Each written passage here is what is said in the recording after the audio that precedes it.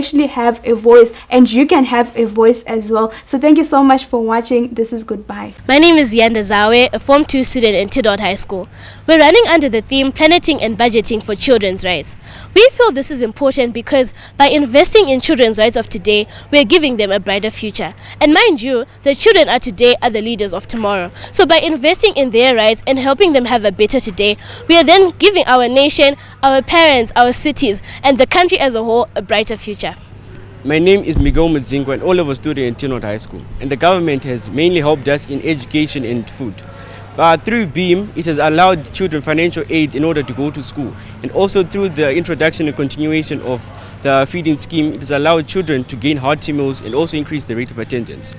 By also raising the age of consent from 16 to 18, it has therefore reduced child pregnancies and teenage marriages.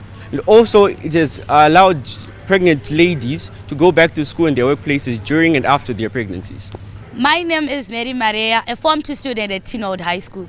Today I want to talk of something that I personally feel affects a lot of young people: emotional distress when their parents divorce or separate. This could either affect them mentally, emotionally, but also their schoolwork. But at the end of the day, there is no problem without a solution. So to solve this problem, parents can practice or improve their communication and make sure that their differences do not affect or do not get in the way of their children. That way we can fix the problem of emotional distress to students.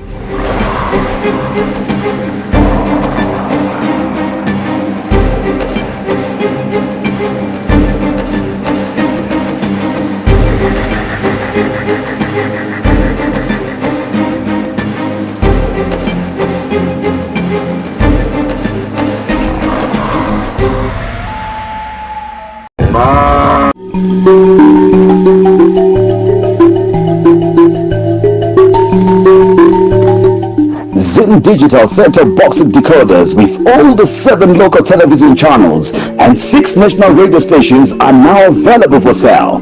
The decoder will give you viewers access to ZBC News, ZBC TV, ZBC Jive TV, 3K TV, Kiona TV, NR TV, and ZTN Prime. No subscription is needed as all the... And I think it's very, very important for all of the children of Zimbabwe to know what their rights are. Usually people know the right to education, the right to food, the right to food, the right to shelter, and so on. But then there's more than that. There's more than that. Yes, there is more. And like I said and I mentioned before, Uguti, you are supposed to watch this so that you know what your rights are. It is very sad that most people think, Uguti, these things they're just for those kids that are in the junior parliament. But no, as a student, as a child, you need to know this so that whenever something happens, for example, maybe you do not have enough desks at school, you need to speak up and talk about this. The only difference is that the junior parliamentarians, rather, they are the ones that take your issues to the top, because you cannot do that on your own. Yes, indeed. And Reverend Nyanete was just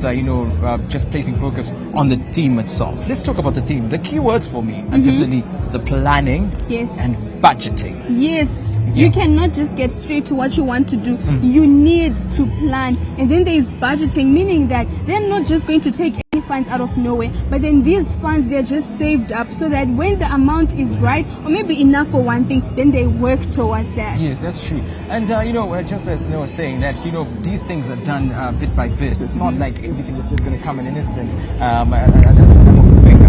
But then when you look at some of the developments that are actually going on right now, I can take an example of the Cybertruck coming through from the Ministry of ICT, where the mobile computer lab, rather, where the students get the chance to actually go into a truck full of computers, laptops, and then they learn about computers. They learn how to use computers, and these are some of the moves that the government is making sure that the government is making to make sure that everyone gets access to ICT. ICT is getting closer to becoming a basic need. If you look at it, everyone now needs ICT. We've got e-learning.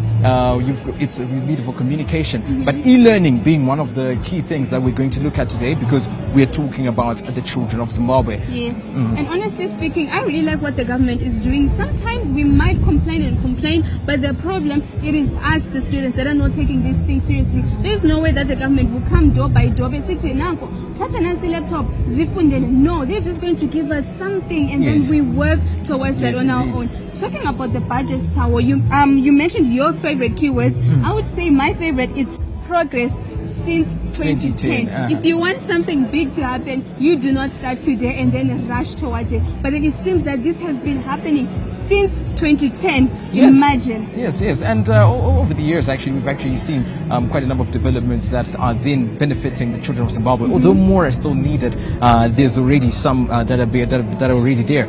We talked about, the Ministry of ICT bringing in the mobile computer labs, and then we can talk about the Ministry of Youth and Vocational Training Centers coming through with the VTCs, the Vocational Training Centers.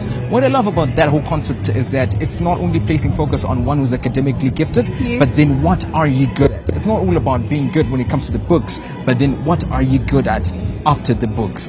Yes, I really feel like when it comes to what are you good at, this should be a discussion between teachers and children, because whenever parents are involved, this time will give us so much pressure. And one of the things that Reverend actually mentioned was that whenever there's school things that are involved, children and the teachers, they are the ones that need to have a conversation on their own. But my favorite part is that whenever fees is included, no, children do not have anything to say about that. Yes, indeed. Like what she is saying, the president also always talks about leaving no one and no place behind. And that also includes the issue of education from as little as grade 1, grade 7, Form 1, Form 6. You should not be left behind when it comes to education, which is why the government made sure that they called out to make sure to say, hey, no school has the right to turn away a child from school just because of not paying school fees and so on, which shows that the government is just prioritizing the education of children after everything else.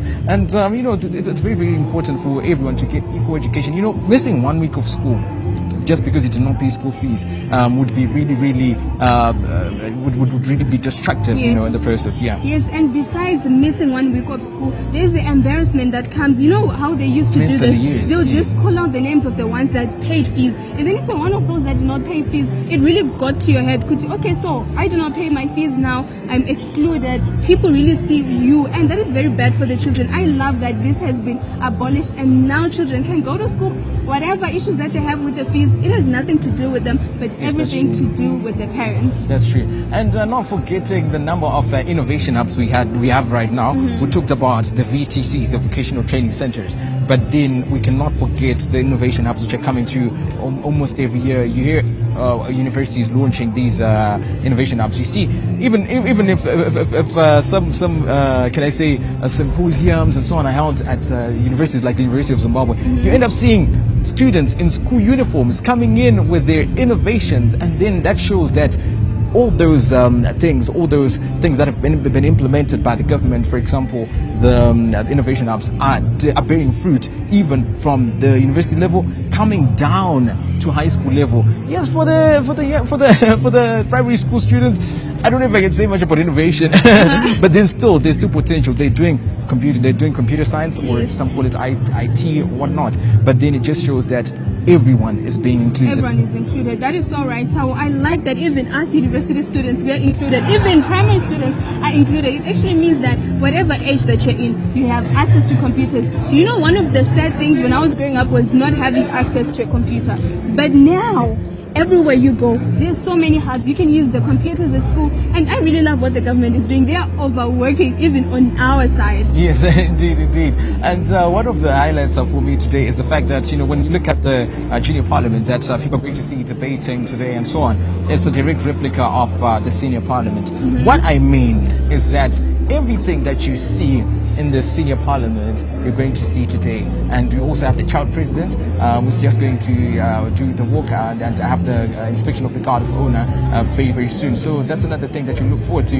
And also not forgetting that the president of the Republic of Zimbabwe, His Excellency Comrade Mnangagwa, is going to grace this event as the guest of honor. So you ought to look forward to that as well, because we've got a very special guest, as I said. Who doesn't want to be there? Who doesn't want to be there? And like I mentioned before, Talia Weta, please, I urge you to tell your friends to tune in. This is ZBC TV. You do not want to miss this out. Talking about the fact that this is a replica of what happens in the senior parliament, I love how these children are being groomed to be better people. Even at school, they're going to be cool kids. They're going to know what is done, where it is done. They are basically educating these children to grow to be better people.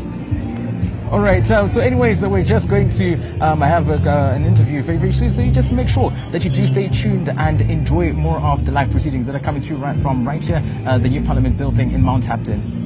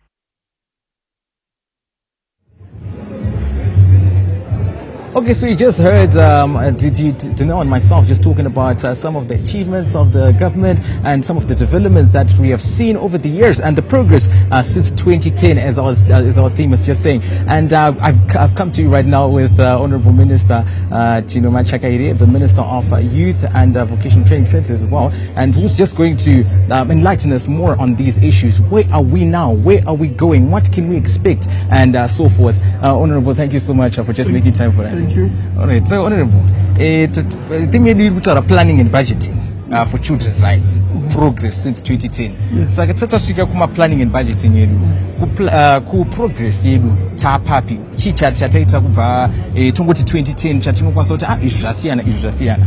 Ndinotenda zvikuru. Chekutanga ndoda kutenda His Excellency the President Comrade Dr. E.D. Mnangagwa nekuumba kwavakaita kurukota the Minister of Youth Empowerment, Development and Vocational Training. Naizvozvo pane zvakawanda zvanga zvakasarira in terms of infrastructure kuti tikwanise ku develop our youth, but we want to thank him for supporting us very well. And as you can see, we've started a lot of programs.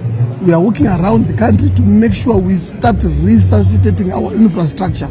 We've also started to invite our youngsters and train them skills, but not more skills. Of course, you can go to higher primary, secondary education, but you need skills. Yes. So some of them, they've already started, and most of our vocational training centers are now moving towards the development of these programs. But if you see this time around, we are moving across the country, around all the 10 provinces, to make sure that we see the problems that they have.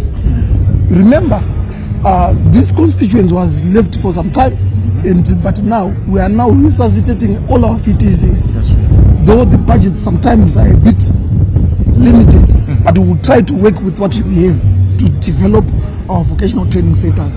Secondly, His Excellency in 2024 launched the youth service in Zimbabwe, yes. Whereby we need to start training our youngsters patriotism. Where are we as a nation? Where are we going as a nation?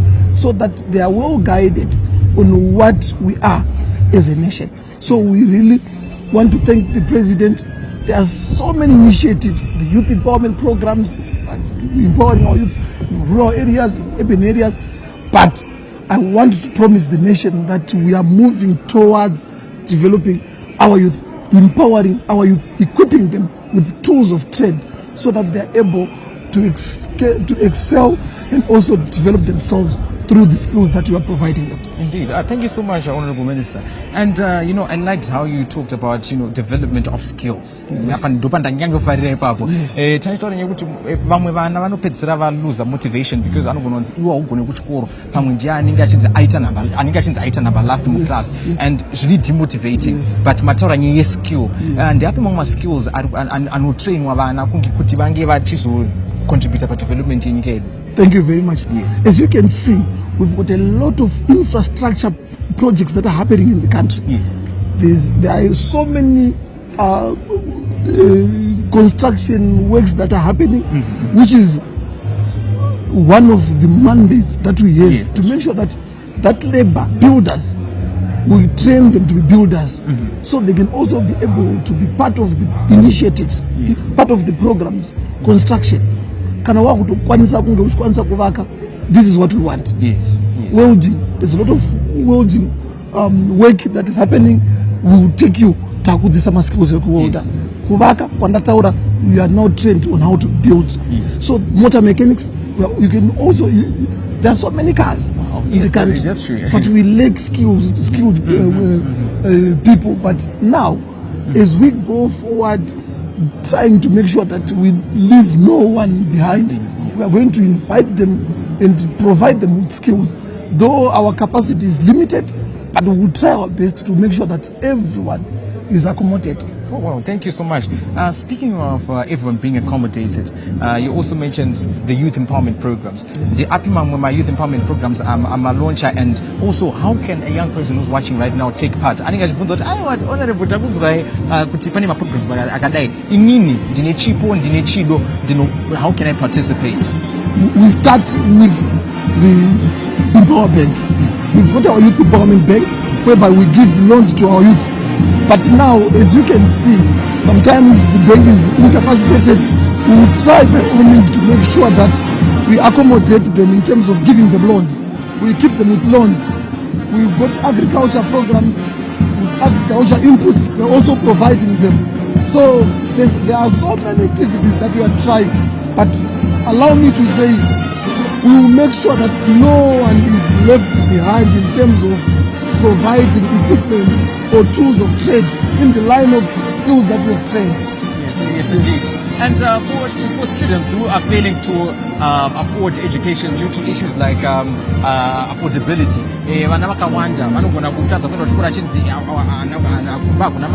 school fees,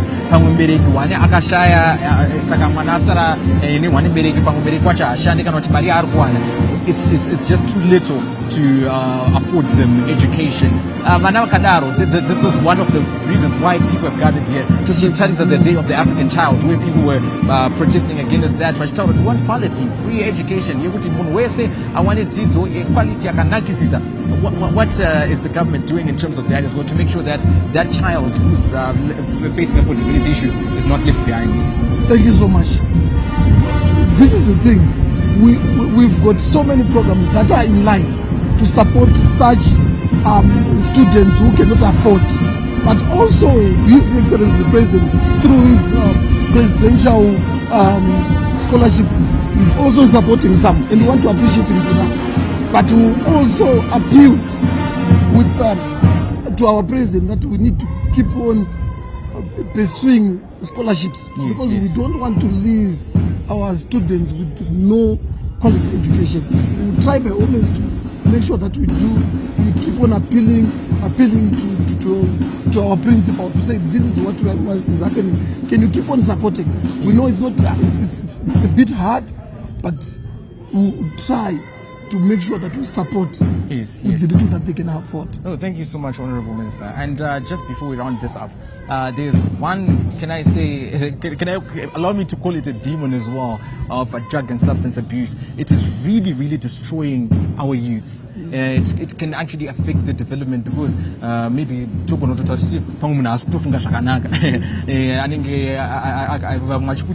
and so on. So what is the government doing in terms of planning and budgeting to combat these problems of drug and substance abuse? Thank you very much. We also need to thank the president for putting more focus on the issue of fighting drug and substance abuse. As you are aware, there's a committee that was formed, the task force that was formed specifically to fight the issue of drug and substance abuse. There are so many awareness campaigns that are happening around the country, so many programs that are happening. There's a fund that is allocated for the programs of fighting drugs and substance abuse. So I want to thank His Excellency for that. And the pillar also is a ministry. We are under the demand reduction pillar that also looks into such issues of drug and substance abuse. And is going forward, you see that the pace will increase and increase, because the issue of drug and substance abuse, it's a threat to the nation. It's a serious issue, and it has to be treated as a critical issue. So this is what we are doing, and we need a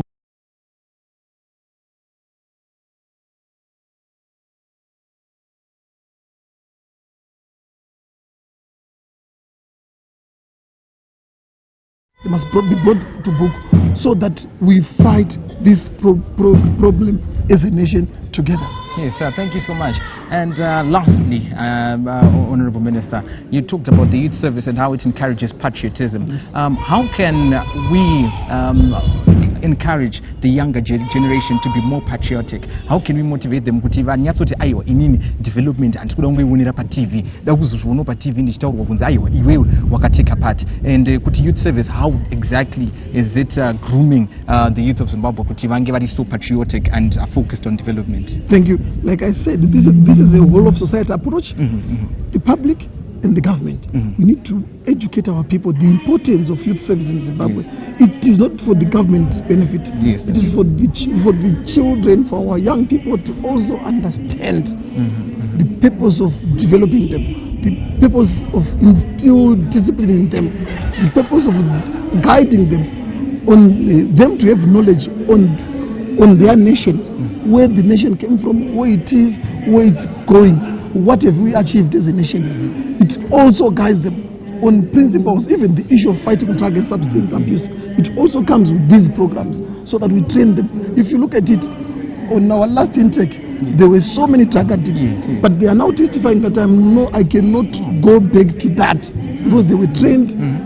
So through the process itself, it will teach you, it will instill fear in you to avoid the intake of drug and substance abuse. Oh no, thank you so much. And you know, that's one of the benefits of this day. Someone is watching ZBC TV right now and they did not know about all of these government initiatives. They did not know, maybe someone did not know about the youth service and what your ministry, your ministry under your leadership is doing to make sure that children get education, they take part in development and so on. So we really appreciate you, Honorable Minister. We're looking forward to more and more projects that will see you unfolding. Thank you so much. Right, thank you very much. Thank you. Thank you. All right, so you see what I was talking about and what we were talking about earlier on. You know, it's very, very important for all of us to just take part in the development of our country. You heard what the minister said. It's a society issue. We need to help each other out. You can play a part when it comes to helping in the development of our country, no matter how young you are. You can also take part when it comes to grooming a child to take part in the development of our beautiful, beautiful country. So anyways, we're just going to just make sure that you stay tuned for another conversation that we're going to be having, which is centered on this Day of the African Child, as well as the official opening of the 33rd session of the Junior Parliament happening right here in at the new Parliament building in Mount Hampton.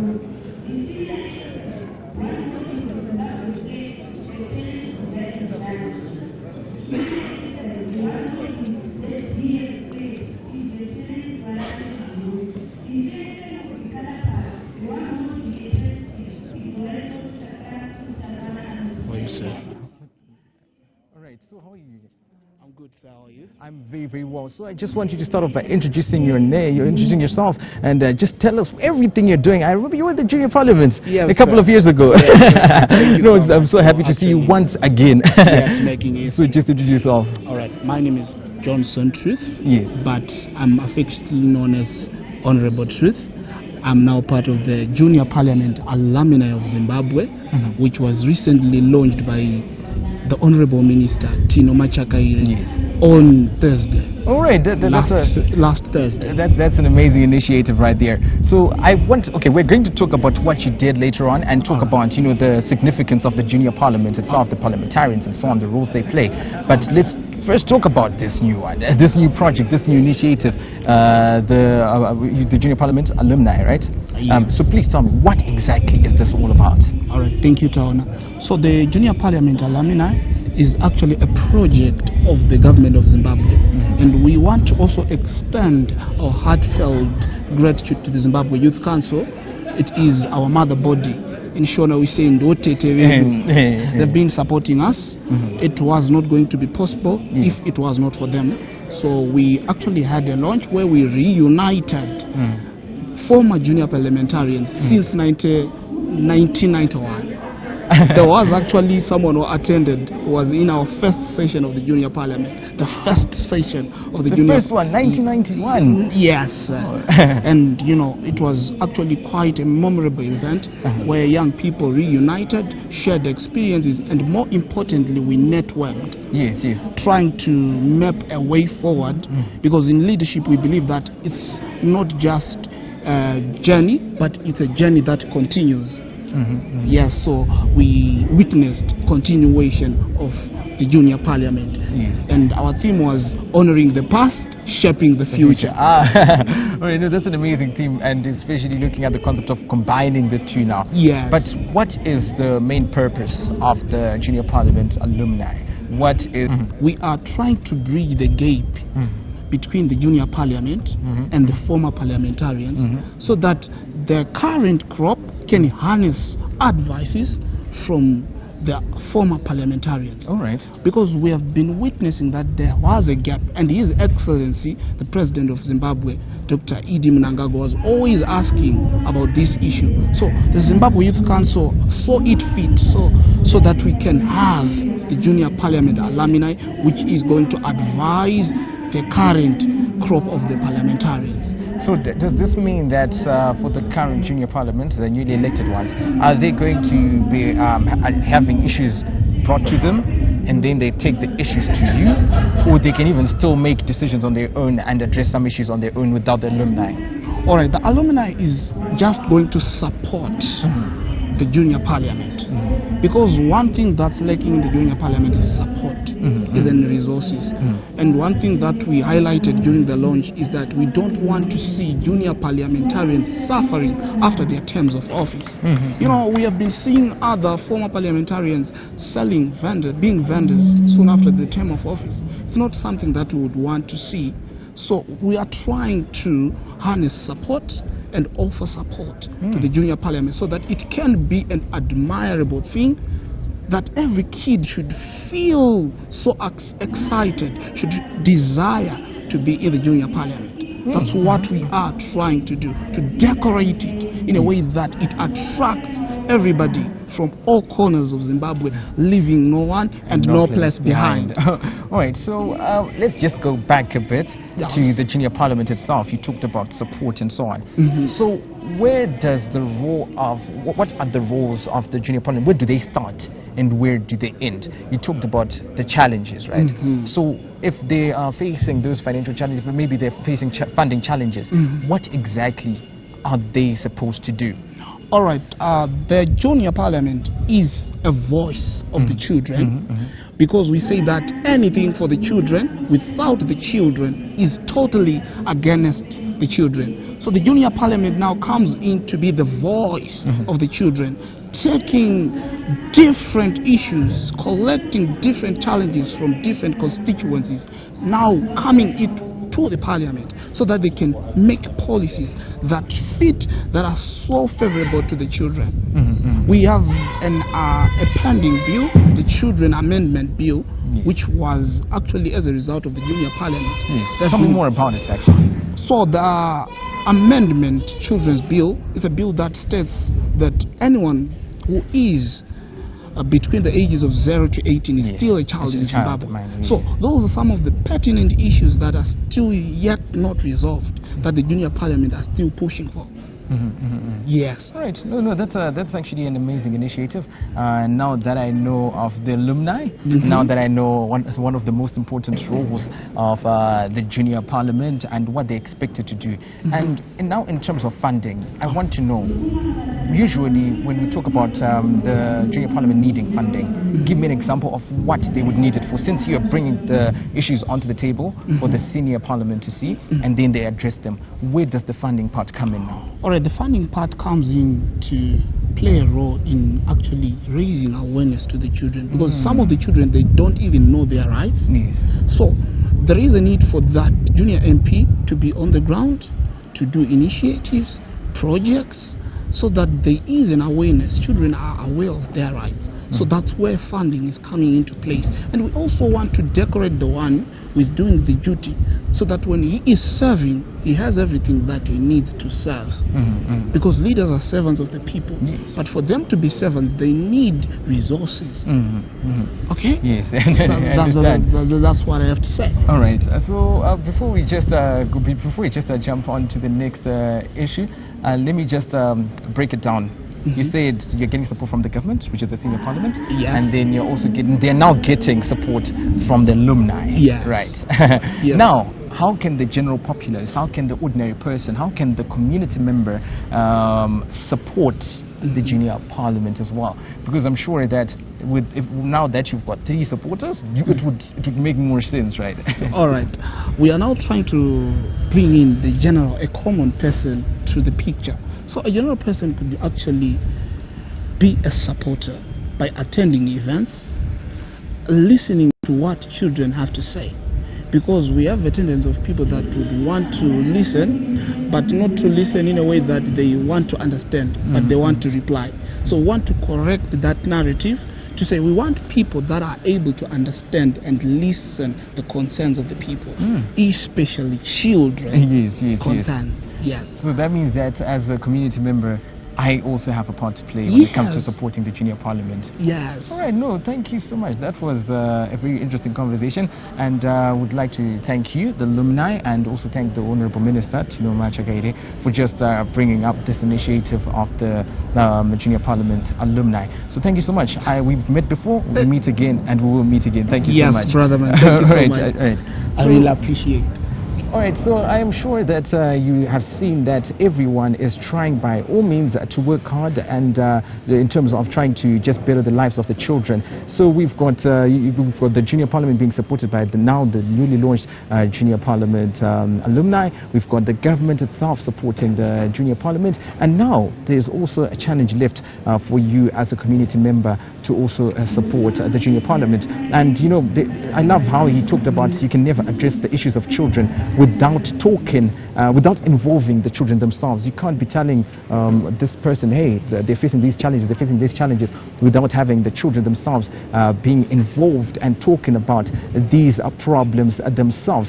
So there's a lot of issues that we need to see addressed very, very soon. And you've heard the minister talking about the issue of how education is now more accessible. You've heard the issue of how now people are being encouraged to take part in the development of the country. Initiatives like the youth service, which is there to make sure that you get the drive, you get the motivation. And it's not only about motivation, also making sure that we clean up our people, we clean up our youth when it comes to issues like that of drug and substance abuse. And the Honourable Minister also gave one realistic example of there's some people who joined the youth service, and then they were actually drug addicts prior to that, and then after joining the youth service they found themselves being better people and bettering their lives. It just shows that everyone is so concerned about the welfare of the children, and funding is definitely promised. You heard what the minister said as well. He said it's going to come in bit by bit. Obviously we do not have the budget and the funding to do everything at the same time, but bit by bit everything is just going to be falling into place. And once again, thank you so much. You're actually watching us broadcasting to you live the official opening of the 33rd session of the Junior Parliament, broadcasting live from the new Parliament Parliament building in Mount Hampton. And right now, it is now a very, very special moment. And you heard me talking about a very special person gracing this event. And I'm talking about the President of the Republic of Zimbabwe, His Excellency Mnangagwa, who has just arrived right now, as you can see. And this is the moment we've all been waiting for, because he is the guest of honor. This is a very special moment for the kids, for the children as well, because it also shows that the president is so concerned and is definitely prioritizing the welfare of children. Imagine, with his busy schedule and everything, he has definitely prioritized this day and set it aside to be here with these children right here at the new Parliament building in Mount Hampton. And once again, progress since 2010. And I'm sure, I think it's pretty obvious as well, that the president is going to talk about these issues as well. He's going to definitely talk about the progress that the government has made. We're going to see even the progress that the Second Republic has made when it comes to progress in terms of planning and budgeting for children's rights and everything. So it is a very, very special day. As I said, who would not want to be at such an event where the president will set aside his time and definitely come and be with the young children of Zimbabwe, which just shows what he's always saying, which means that everyone, it doesn't say it's just talking about everyone taking part in the development of our country, brick by brick, stone upon stone. So that's another thing that you ought to look forward to. Leaving no one and no place behind is another thing that you're seeing right here, because all parliamentarians are from different provinces. Students travel from all 10 provinces as well to be right here to witness the official opening of the 33rd session of the Junior Parliament. But anyways, we're just going to take you to just see and also get the appreciation of what is happening on the ground.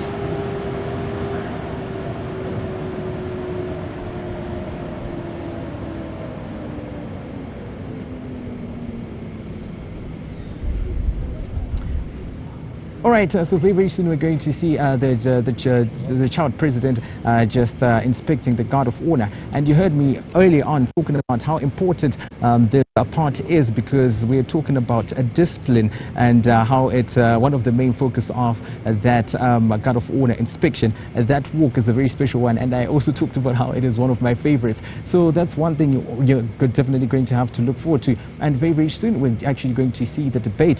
And not only that, after the junior parliamentarians have their debate, we're going to have the ministers, the honorable ministers, respond to all their issues and see how some of these problems that they're facing as children can be addressed, which just shows that inclusion is very, very important. And also, when we talk about inclusion, any child between the ages of 12 and 18, it can join the junior parliament. It doesn't matter what background you're from. It doesn't matter what community you're from. As long as you're a child of Zimbabwe, you definitely have the right, and you can definitely get the chance to be part of the junior parliament, which just goes on to show that the government is so concerned about inclusion, making sure that no one is left behind when it comes to these development issues. Because how can we talk about development, leaving one province, taking one province, taking this province, going on to this province, and so forth, which is what we all even see when we talk about the Independence Day celebrations.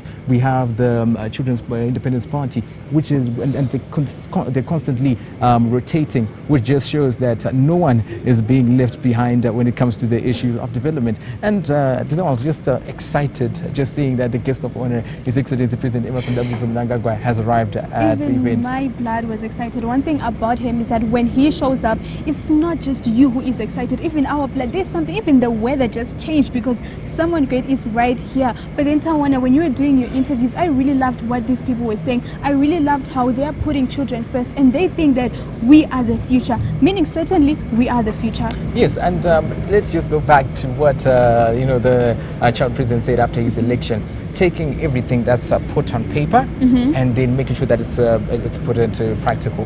It's put into practice. The minister also talked a bit about that, talking about how we have all these plans, but sometimes we can't do all of those things at once, but they're going to be happening bit by bit. And you know, it just shows that the president is so concerned and so focused on making sure that every Zimbabwean child is satisfied and is happy, living a happy life to get everything that the next person is getting as well. Yes, Tao, and that message coming from someone very, very young, it means that it's only the body that is young, but the mind is very great, because he mentioned that everything that is put on paper, he wants to make sure that it actually happens, meaning everything that the children have been complaining about, it is not just to continue just being a complaint, but it's something that he wants to work on, making sure that there is going to be change. I like ukuthi abantwana yibo ke abasebebona into zokwenza ngalokho okwenzakalayo Thawo. It's really great. Yes, indeed, and soon we're going to see the lineup of the procession, which is going to be something like this. We're going to have the child judges, followed by the junior parliament procession into the parliament, and then thereafter it will be the time of for the reading of the proclamation by the clerk of parliament, and lastly the procession of the child president. And you know, this is just you know, coming back to what we were saying about how everything here is a direct replica of the senior parliament.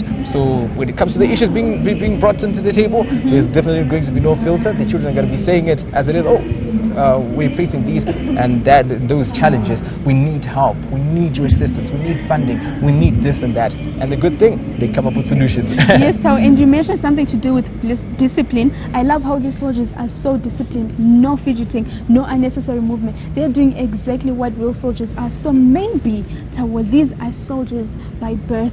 Like you mentioned that William Shakespeare mentioned some leaders are just born great. Yes, and some achieve greatness and some have greatness thrust upon them. But then as Zimbabweans, we can safely say that we were born with greatness. And when you talk about greatness being in us, it means that we all ought to take part in the development of our country. Are you good at technology? Then take part, then just come up with ICT projects that can actually help the next person. And you also heard how, you know, there's now the issue of development of skills, not just the academic part of things, not just the algebra, not just the ABCs, not just the 1, 2, 3s, but also the skill. What are you good at? Do you think you're into cars so much? Yes, you can get the chance to be a mechanic through the support of the government. Do you think you can be a carpenter? Yes, you can get the chance through the VTCs, vocational training centers from the government under the Ministry of Youth and vocational training. So it's very, very crucial that we're seeing these developments on a daily basis. It is very true and crucial. And one thing that I love about this development is that the children do not have to worry about anything. There are so many things that are happening in power. Like I mentioned before, that these children are doing something great. Do you see how disciplined they look? Yes, indeed. And now we're actually seeing the arrival of the child president, and that means that very, very soon we're going to be getting the inspection of the guard of honor. So we're just going to take you right there so that you actually see what's going on. And you might think, oh, what are you talking about? That's why we bring it to you live on ZBC TV, so that you're not left behind when it comes to what is actually happening right now. So it's definitely one of my favorite parts, so I'm looking forward to it. Yeah. Later on, we're going to see the child president also delivering his speech, but now we're going to witness his arrival. He's also arriving in style, just as you can see. I see that. He really is the child president from the looks of it, and everything is happening exactly how it would happen if the president was to arrive. And it's amazing, Tawana. This is great. Yes, this is very amazing. And also, let's just not look at how beautiful it is, but let us also look at the future benefits of how it's going to come onto these children. How is this child going to benefit? It gives them even more motivation. Maybe a child watching right now is now getting the drive, inspiration and motivation that, hey, if person A can do it, if this student can do it, if this child can do it, then what can possibly stop me? Yes, meaning that this is not just a one-person winning type of information and program that's happening here. Everyone is winning. One child is the president, others are benefiting from what he is going to give us when he is the child president. Yes, indeed. And now we have seen his arrival, and very, very soon, as we just promised, we're going to see the inspection of the guard of honor, which is definitely one of the highlights of this very, very special event. And once again, let me just remind you, if you're just joining us here, watching the official opening of the 33rd session of the Junior Parliament, broadcasting to you live from the new Parliament building in Mount Hampton. So everything that you're seeing right there on your screens is happening as we're actually seeing on the ground as well. So you definitely have to make sure that you stay tuned, and not forgetting how important the team is planning and budgeting for children's rights progress since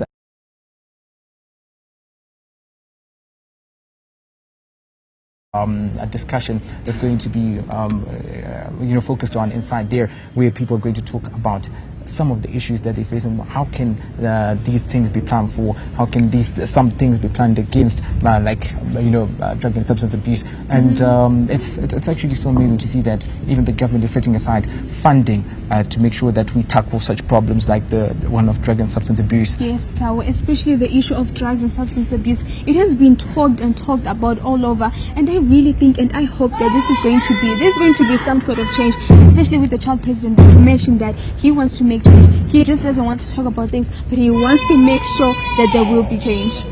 Yes, and right now we're actually showing you what is happening on the ground, which I'm really hoping that one or two people might be inspired. And once, as I just said, the sky is the limit, and which means that and as long as you're between 12 and 18, you can actually get the chance to be doing what these children are doing right here. And we're talking about how people are still fighting for their rights when it comes to education, when it comes to quality education, when it comes to free education. And then some of those answers are coming. We've got scholarships now coming in. Yes. We've got presidential scholarships There's coming also in. BEAM. Yes, exactly. To make sure that no matter what challenges you might be facing, and obviously there's the issue of merit. If you're working hard enough to achieve, to obtain it, to achieve it, you will definitely get it, leaving no one and no place behind. Yes, and I love the fact that these children are studying at a very, very young age, 12 to 18 years old. How, what were you doing at that age? Well, I can say I was concerned about development, but then I didn't get the platform like what they are right now. Yes, and I love that they are now examples to you who is watching at home. If you want to participate, you gotta make sure that you work hard. This is not just about participating, but it's about to make an example of yourself and making sure that people at your school, students at your school, they are looking up to you and you have something that you are doing. Yes, and indeed. So it's very, very important for us to know even the peers that we have at school and so on. It's very crucial for you to be there for the people that you're with all day long. The minister talked about how as a community we have parts to play. That this person is the drug lord. This person is the main supplier of these drugs that are destroying the communities. Why not take part and be there for your peer? Why not take part and be there for the next community member? Yes, Tawo, not only one person can make change, but together we can make change. There's no way only one person can make change. We need to stand together, and we're seeing that so many people here are standing together as one as we are waiting for the child president, or rather he is already here, but there's so many things that are happening right now.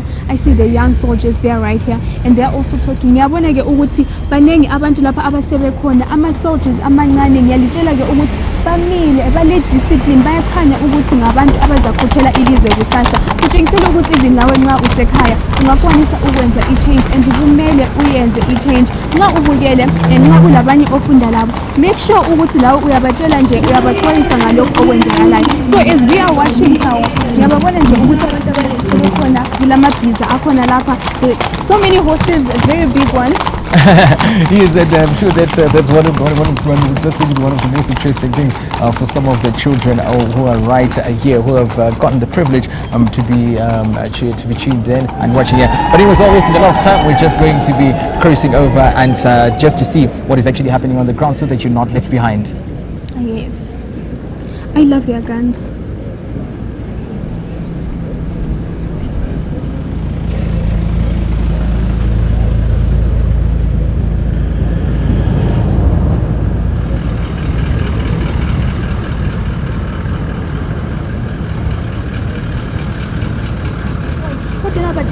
Balindele ukuthatha ilizwe lethu, babone okwenza ngalo ilizwe leli nelawe, and bazakugcina kuhle. Alright, so now the child president has arrived, as you can see, and we're just going to take over and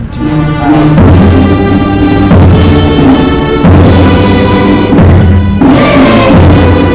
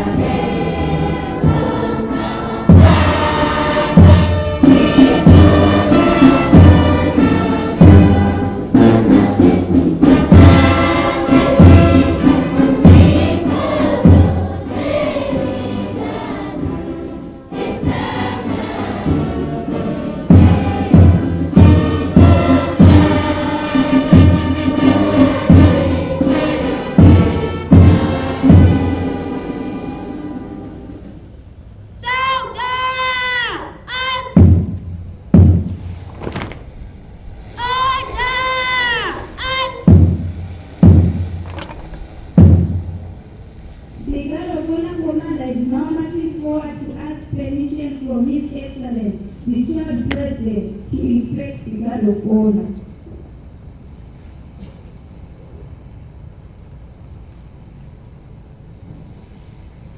Good morning, Your Excellency. Good morning. Guard of honor to mark the third Junior Parliament session, mounted by Donategwa Barrack Primary School, composed of 4 officers, 1 CSM of the guard, 1 Akala Sergeant of the guard, 96 boys and girls, rank and rank of Zimbabwe Army Base, all formed up in line, ready for inspection, Your Excellency. Ready.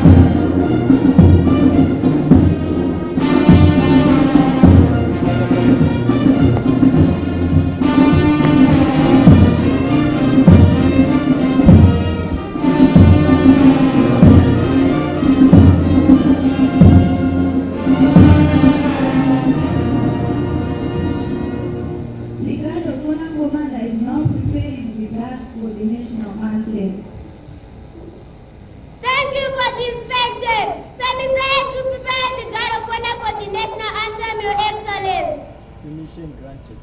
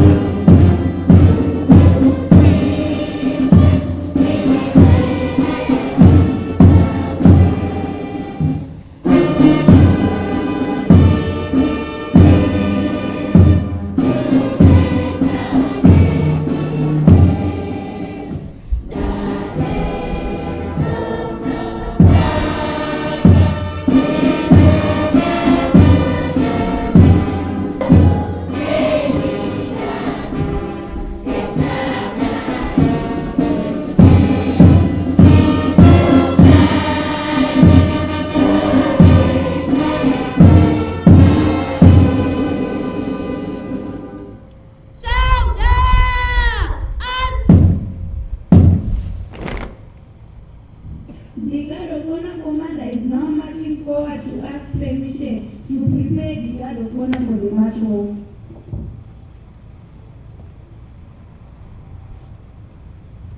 Permission to march off, Your Excellency. Permission granted.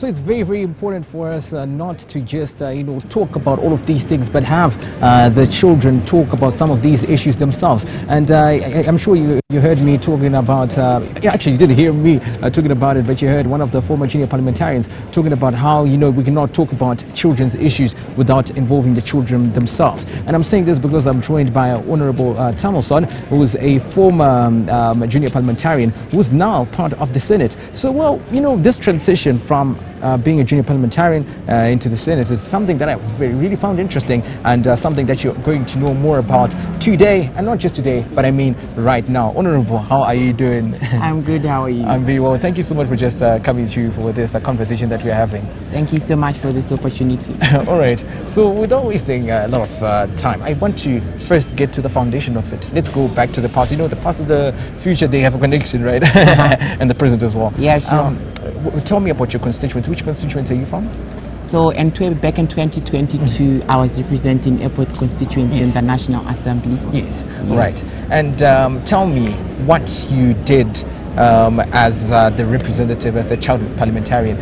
We were talking about how it's not all about the blazer, how it's not all about the prestige, how it's not all about the dignity that comes with it, but it's also about what you're doing for the children in your constituency.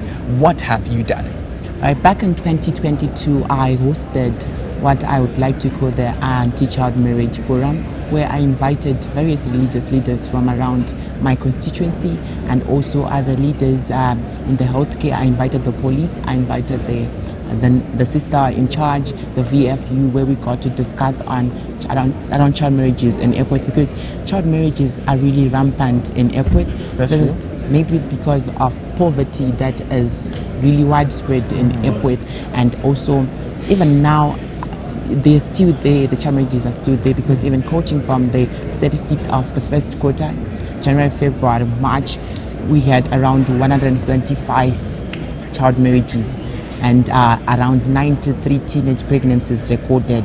So now there's still much more work to be done, but then at that time I did my part, and I'm back again to actually see how we can further do more work so that we address this pandemic along with other social issues like drug and substance abuse, because airports is a ghetto, right? And they having a population of around 360,000 people plus, and drug and substance abuse is rampant among others. Yes, wow. And it's so heartbreaking to see. I've hearing the numbers now firsthand from someone who actually did some research in it. So I know that a child, when it comes to this issue of marriage, is allowed to say no. They're allowed, they've got the right to say no. But then it leads me to the question, we're talking about the rights of children, right? That's one of the focus of today. Yes, sure. Do you think the children, you've worked with them, you've talked to them, you've interacted with them, do you think they know that they have the right to say no to marriage? The children, I think they have an idea that they have the right to say no to marriage. But now what happens is, most of the time when these children get pregnant, these marriages are mostly due to pregnancy, to teenage pregnancies. It's not marriage on the basis of just like, I want to get married, but usually it's because they would have gotten pregnant, and now the parents at home are afraid of taking the responsibility for the pregnancy, and now the child just marry them off. Let me just get married. Or maybe the parents say, no, you should go to your husband. All right, so I hate to say this, but partially we're also blaming the parents of these people. In fact, we can fully blame them if they're giving the blessing, if they're marrying off their children to older men and so on, if when the children are minors. So what are the consequences? I know that there are consequences for the person who marries the child, but how are the consequences for the person who marries off that child, that parent? All right, the Constitution doesn't allow it, right? Yes.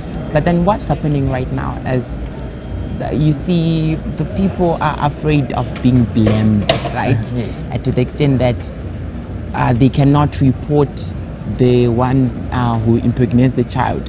So they want to cover face, more like for the public, for the respect of the family, they would just want to cover things up, and in a way they are harming the child, because when they cover up, child marriage, if you ask me, it's a crime. Yes, it is. And it's even a worse crime when the parents try to cover face and sometimes it's just disgusting. Because they're allowing the child to suffer behind the scenes, and then they want everything to look so perfect and good on the outside. It's so sad.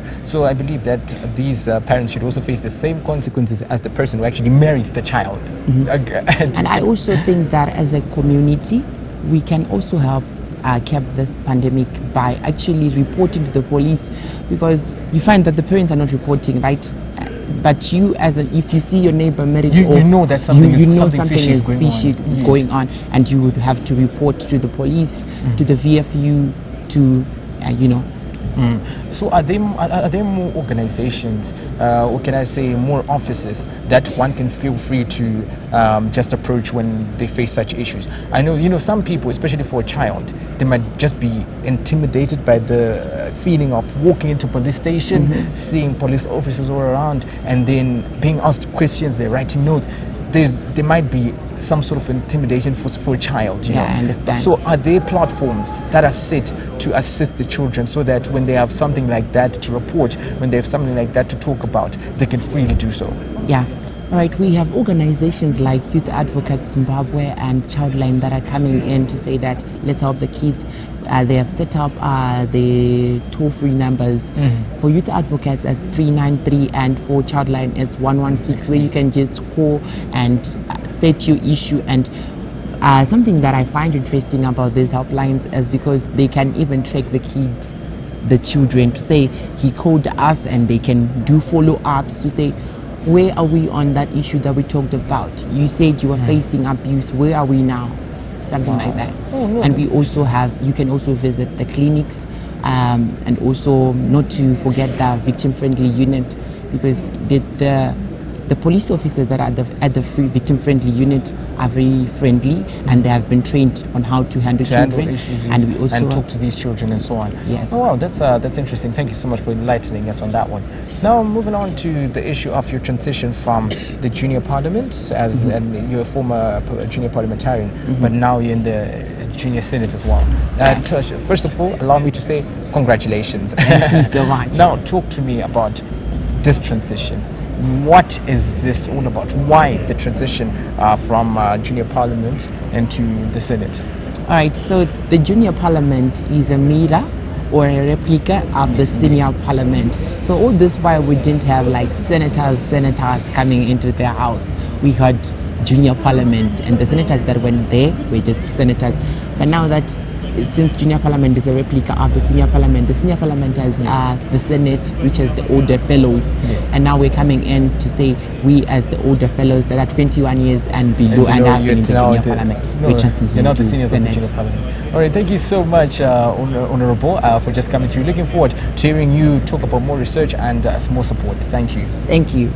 Alright, so you see what I was talking about when I was saying it's not all about us telling you what is happening on the ground, but then also involving the children to actually talk about it. And you've seen that these junior parliamentarians work really, really hard, research and come up with solutions to address these problems that the children of Zimbabwe and children in their communities are facing. So just make sure that you stay tuned as we just cruise over to see and enjoy the live proceedings.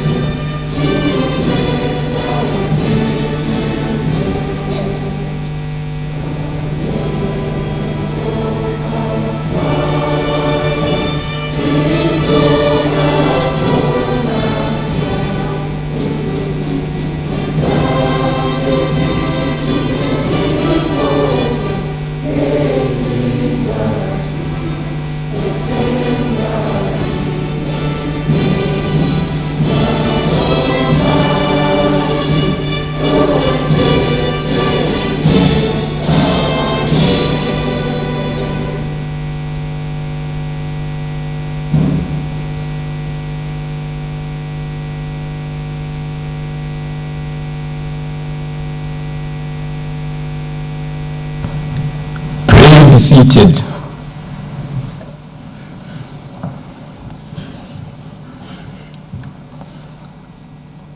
Honorable members, may you grant me the honor and privilege to welcome and invite His Excellency, the Child President, Lionel Mazarire, to deliver the State of the Nation address and outline the legislative agenda for the 33rd session of the Children's Parliament.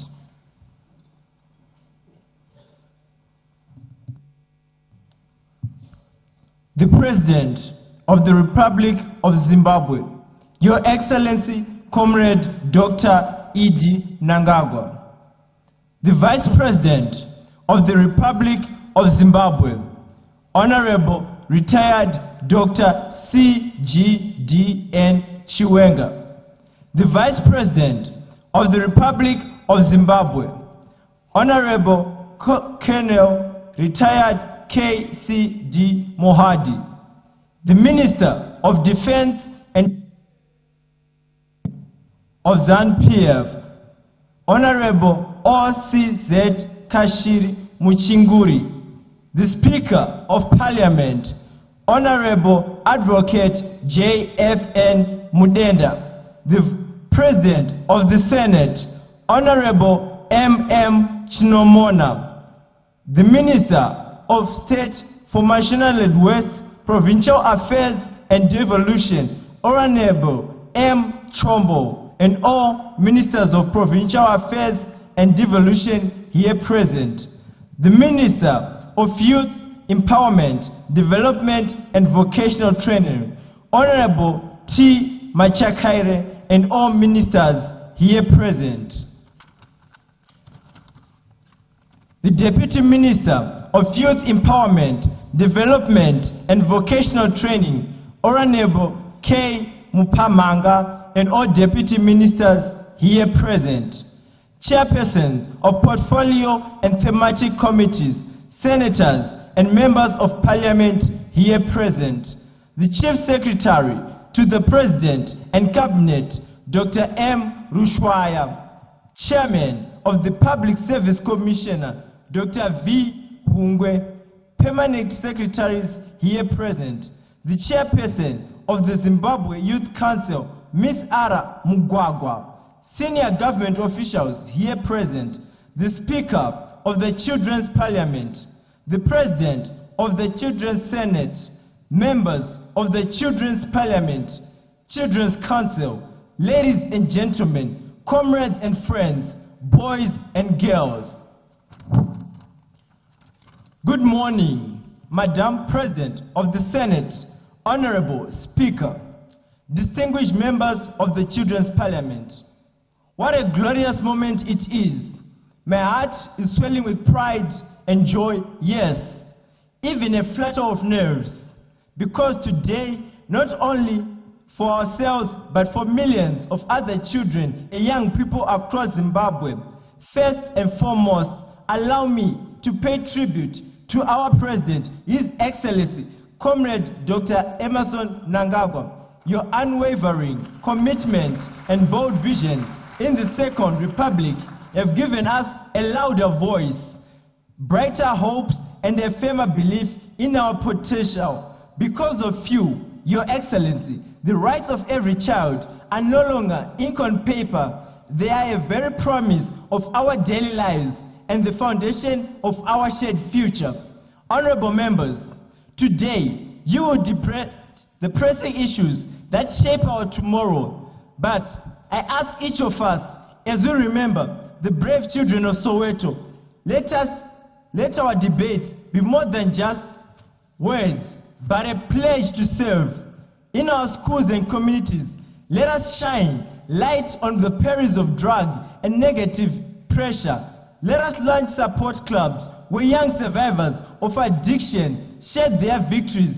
Let us convene parents, teachers, and our village leaders to stand united in safeguarding our generation.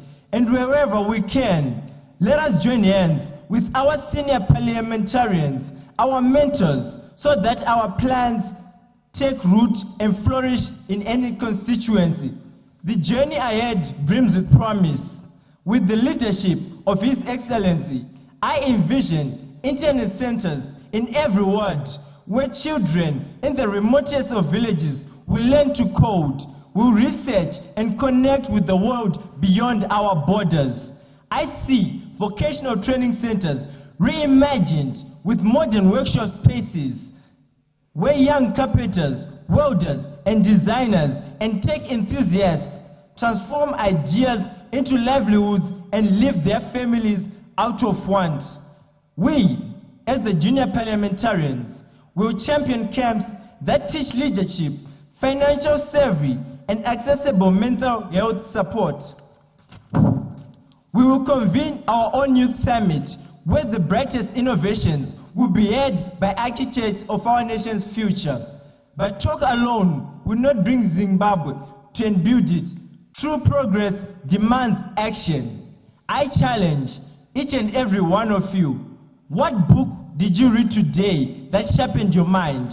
Whose hand did you lift in your neighborhood, and why and how? Which new skill will you master to better serve your community? For every time you grow, Zimbabwe will grow with you. Let us reunite in youth business groups, young farmers cultivating fresh hope, young programmers crafting the next great application, young artisans turning talent into enterprise. And let us remind every decision maker, from local chiefs to the president, that we stand ready, eager to partner in Zimbabwe's success. Today, we do more than just open a session. We ignite a movement fueled by caring hearts, keen minds, and courageous spirits. We vow that no child and no place is left behind. We will be our reality, not merely our rallying cry. We promise to lift one another, to protect one another, and to believe in one another. So junior members of parliament, speak with conviction, listen with empathy, and act with courage. Together, we will illuminate the path to a brighter Zimbabwe. It is with immense pride and unwavering faith in you that I declare the 33rd session of the Junior Parliament of Zimbabwe officially open. God bless you all, and God bless our beloved Zimbabwe.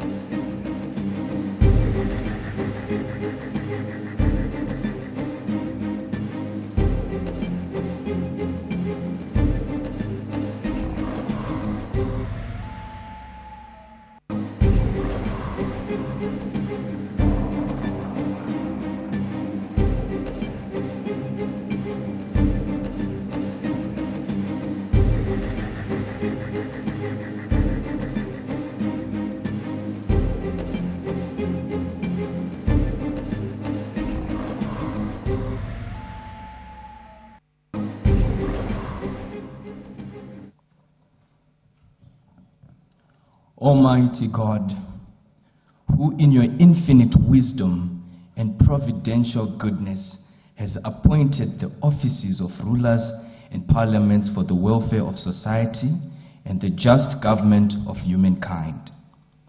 We beseech you to behold with your abundant favor us, your servants, whom you have been pleased to call to the performance of such important trusts in this land.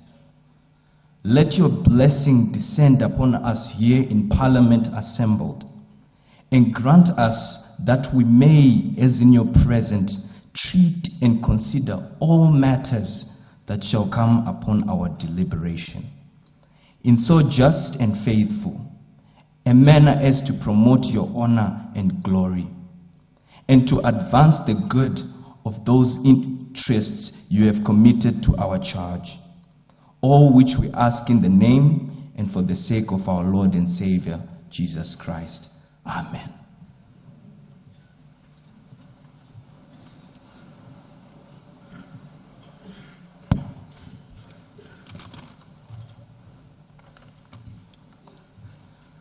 I lay upon the table a speech which His Excellency, the Child President of the Republic of Zimbabwe, Honorable Lionel Mazarire, has been pleased to deliver to the Children's Parliament. Are there any notices of motions? I call upon the Honorable Child Minister of Finance and Economic Development. Honorable Child Speaker, sir, I move that the Committee of Supply be appointed in terms of Standing Order number 123.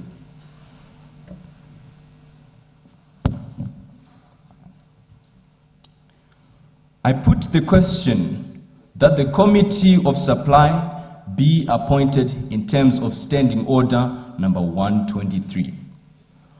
Those in favor of that opinion will say aye. Aye. Those of the contrary opinion will say no. The ayes have it. The ayes have it. The question is accordingly affirmed.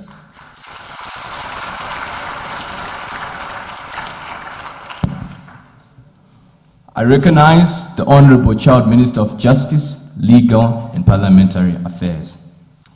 Honorable Speaker, I rise to seek leave of the House to suspend the provisions of Standing Order number 69, which provides that every motion requires notice. In this case, I seek to move for the suspension of this Standing Order so that we debate a critical motion today as we belatedly commemorate the Day of the African Child, which is always remembered every year on the 16th of June. Honorable Speaker, I therefore crave for leave of this august House to move this motion. The Minister seeks leave of this House to move for the suspension of provisions of Standing Order number 69, which provides for motions without notices. Is there any objection? No objection. Agreed to. I call upon the Honorable Minister of Justice, Legal and Parliamentary Affairs. Honorable Speaker, I move for the suspension of provisions of Standing Order number 69 so that I introduce the motion to observe the belated commemoration of the Day of the African Child. The question before the House is a motion by the Honorable Child Minister of Justice, Legal and Parliamentary Affairs that the provisions of Standing Order number 69 be suspended. Is there any debate? No debate. Agreed to.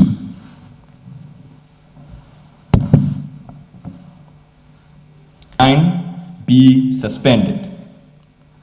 Those of that opinion will say aye. Aye. Those of the contrary opinion will say no. I think the ayes have it. The ayes have it. The question is accordingly affirmed, and the provisions of Standing Order number 69 are hereby suspended.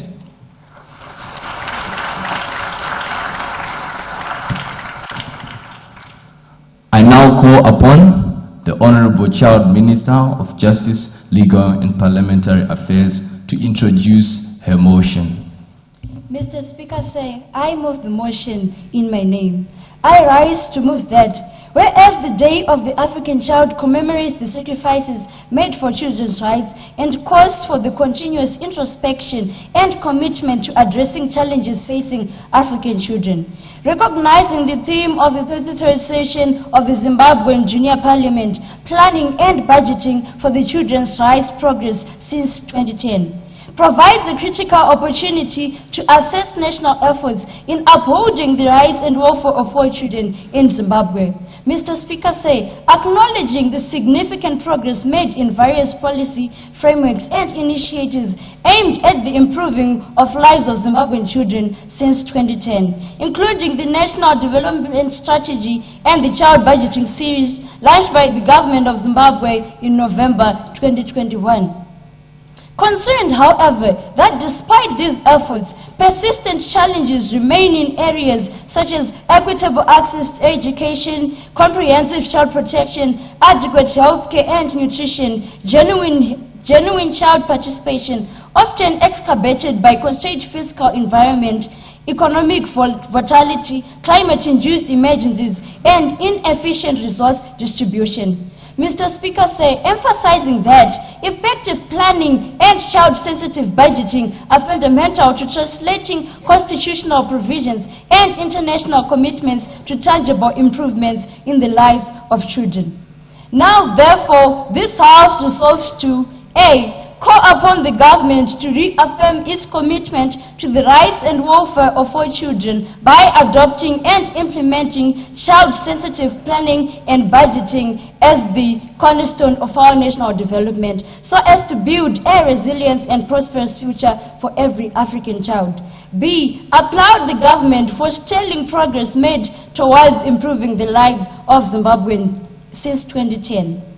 Mr. Speaker, in contributing to this motion, I wish to state that for far too long Zimbabwe has stayed amongst the midst of the wishing. But however, since this topic of concern has been put to our doorstep, this calls for action. However, I would like to applaud the Zimbabwean government for it is proactive, such that we have initiatives that cater for the enhancement of child rights, such as Education 5.0, the heritage-based curriculum that focuses on practicality, skills-based for life, and our heritage. We would also like to applaud the government of Zimbabwe for building orphanages, for taking care of people living with disability. But however, apart from the efforts being made by the government, we are still facing problems in our institutions. We are still facing problems, for example, the right to education, the right to accommodation, and the right to health care facilities. However, honorables, as we indulge in this debate, we look forward to a very insightful debate, to a very cultivative debate that brings solutions to the table and brings a brighter future for Zimbabwe. Honorable Speaker, I rest my case.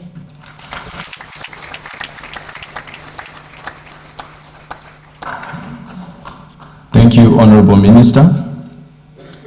The question before the House is a motion by the Honorable Child Minister of Justice, Legal and Parliamentary Affairs, that this House, whereas the Day of the African Child commemorations of the sacrifices made for children's rights and calls for continuous introspection and commitment to addressing challenges facing African children, recognizing the theme of the 33rd session of the Zimbabwe Junior Parliament, planning and budgeting for children's rights, progress since 2010, provides a critical opportunity to assess national efforts in upholding the rights and welfare of children in Zimbabwe. Acknowledging the significant progress made in various policy frameworks and initiatives aimed at improving the lives of Zimbabwean children since 2010, including the National Development Strategy, NDS1, and the Child Budgeting Series launched by the government of Zimbabwe in November 2021. Concerned, however, that despite these efforts, persistent challenges remain in areas such as equitable access to quality education, comprehensive child protection, adequate healthcare and nutrition, and genuine child participated, often exacerbated by a constrained fiscal environment, economic volatility, climate-induced emergencies, and inefficient resource distribution. Emphasizing that effective planning and child-sensitive budgeting are fundamental to translating constitutional provisions and international commitments into tangible improvements in the lives of children. Now therefore, this House resolves to A. Call upon the government to reaffirm its commitment to the rights and welfare of all children by adopting and implementing child-sensitive planning and budgeting as the cornerstone of our national development, so as to build a resilient and prosperous future for every child. B. Applaud the government for sterling progress made towards improving the lives of Zimbabwean children since 2010. Is there any debate? I recognize the Honorable Child Minister of Transport.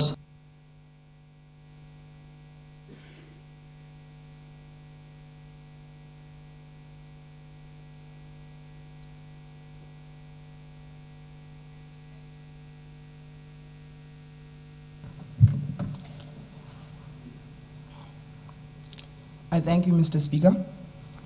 The President of the Republic of Zimbabwe, Your Excellency, President Emerson Dambuzumnanga Mazari, distinguished guests, and my fellow honorables. It is both an honor and a privilege to address this august House today on the significant strides Zimbabwe has made in advancing children's rights since 2010 and the critical role of planning and budgeting in these achievements. Over the past decade, our government has demonstrated unwavering support to the welfare of children through strategic planning and prudent budgeting. We have implemented policies and programs that have positively impacted the lives of my fellow young citizens. One of the most notable achievements is the substantial increase in school infrastructure. In 2025 alone, we have secured funding to construct not less than 120 new schools, including 30 funded by the National Building Society and 50 through a partnership with OFID. This initiative aims to reduce the distance children travel to school, ensuring that no child is left behind due to geographical barriers. Furthermore, our collaboration with UNICEF has yielded impressive results. In 2023, we reached over 73,000 children through the Emergency Social Cash Transfer program and solarized 128 disadvantaged schools, enhancing access to energy and digital learning. However, we still face some challenges. Access to quality education in remote areas continues to be a difficulty and concern, in which we must intensify efforts to bridge this gap. Additionally, while progress has been made in healthcare, there is need to further reduce child mortality rates and improve maternal health services. In the realm of infrastructural development, the recent completion of the Trabablas interchange stands as a testament to our commitment to modernizing transport networks. This $88 million project, inaugurated in May 2025, and has significantly eased traffic congestion in this area, thereby improving access to essential services for children and families. As the Child Minister of Transport and Infrastructure Development, I wish that we celebrate our achievements and remain vigilant and continue to allocate resources. By prioritizing children's rights in our planning and budgeting process, we pave the way for a brighter future and a more equitable future for all Zimbabwean children. I thank you.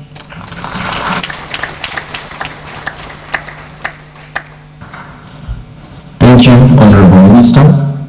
Is there any further debate? I recognize Honorable Shakespeare. Thank you, Honorable Speaker, sir. Firstly, I would like to applaud the government for everything it has done to prioritize children's rights. I would like to take a look at child protection, child participation, and education. On child protection, the government established the Marriage Act that states that 18 years is the minimum age for marriage. It has also hosted many awareness campaigns to stop early marriages. I would like to applaud the government for implementing the pre-trial diversion with the help of UNICEF to provide a justice system that molds children and prevents further crimes. The establishment of the victim-friendly units at police stations where anyone can report abuse without fear of being ridiculed. And the establishment of junior parliament, junior councils, and child protection committees. Though progress has been made, challenges still persist. For instance, establishing some of the laws in rural and religious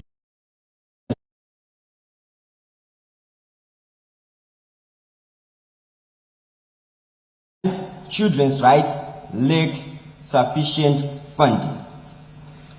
And child participation, though it has increased, it lacks financing since those representing other children may only meet once a year to address their issues. To solve some of these problems, I suggest the government invest more in social infrastructure and social services to address poverty, which is an underlying cause for child marriages. I also suggest that the government provides more funding to institutions like the Zimbabwe Human Rights Commission to improve its effectiveness. I would also like to take a look at education. Progress has been made. For instance, the proposal and based curriculum to cater for education and to make sure that each and every child can live a life in today's complex world. Schools have been built, and since last year, more than 300 examination centers were established to increase access to exams. In Zimbabwe, we used to have one state university vocational training center. Progress has been made, but there are still some disappointing gaps.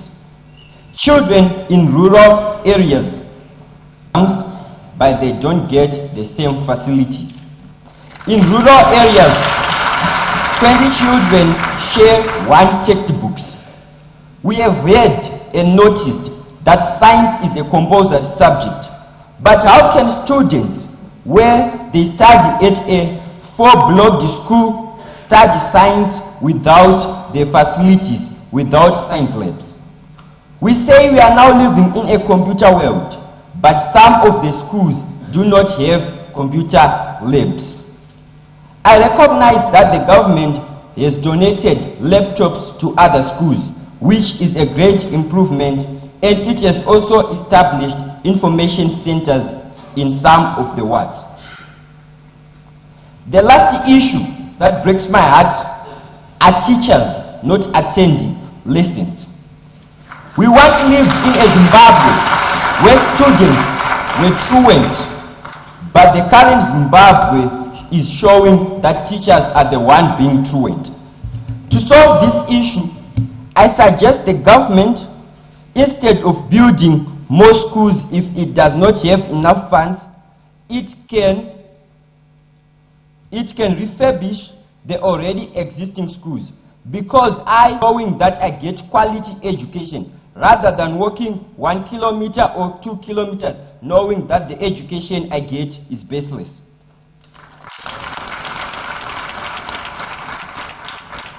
I also suggest that the government listens to teachers' problems so that teachers can work wholeheartedly, because now in rural areas, children who do not go to extra lessons, they never pass. And I would also like teachers to understand the current situation in Zimbabwe and do their duty wholeheartedly as they swore when they were graduating from colleges and universities. Because you notice that these teachers are ruining the country's future if they do not give us quality education. Because as children, we are the future of the country. With that, I thank you.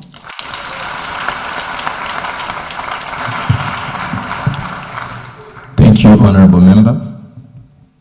Any further debate? I recognize Honorable Tavonga.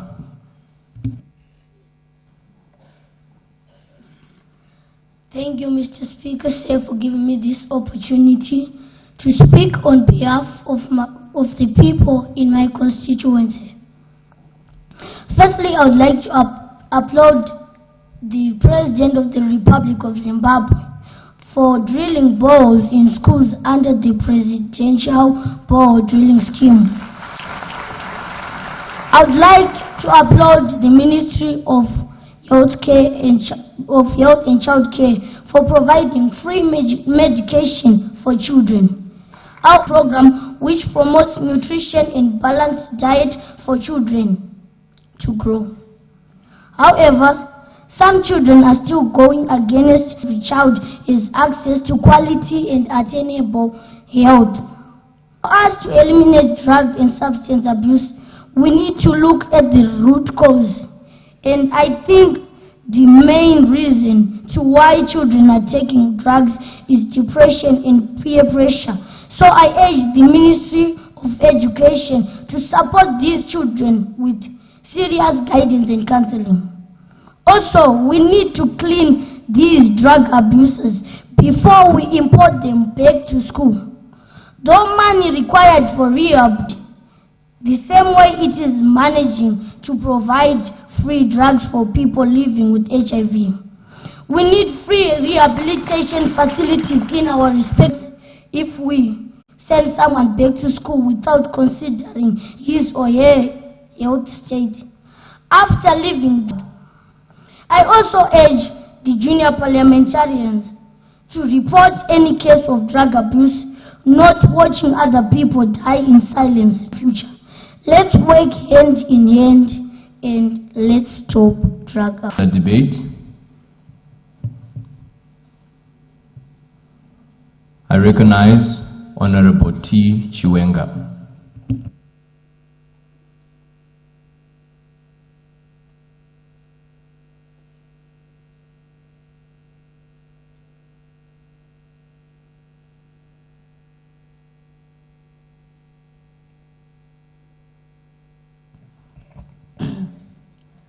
Thank you, Mr. Honorable Speaker, sir, for giving me the opportunity to speak.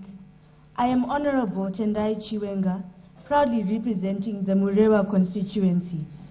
First, I would like to acknowledge our First Lady, Dr. Auxilia Mnangagwa, for her recent visit to our health center and her generous donations to those in need.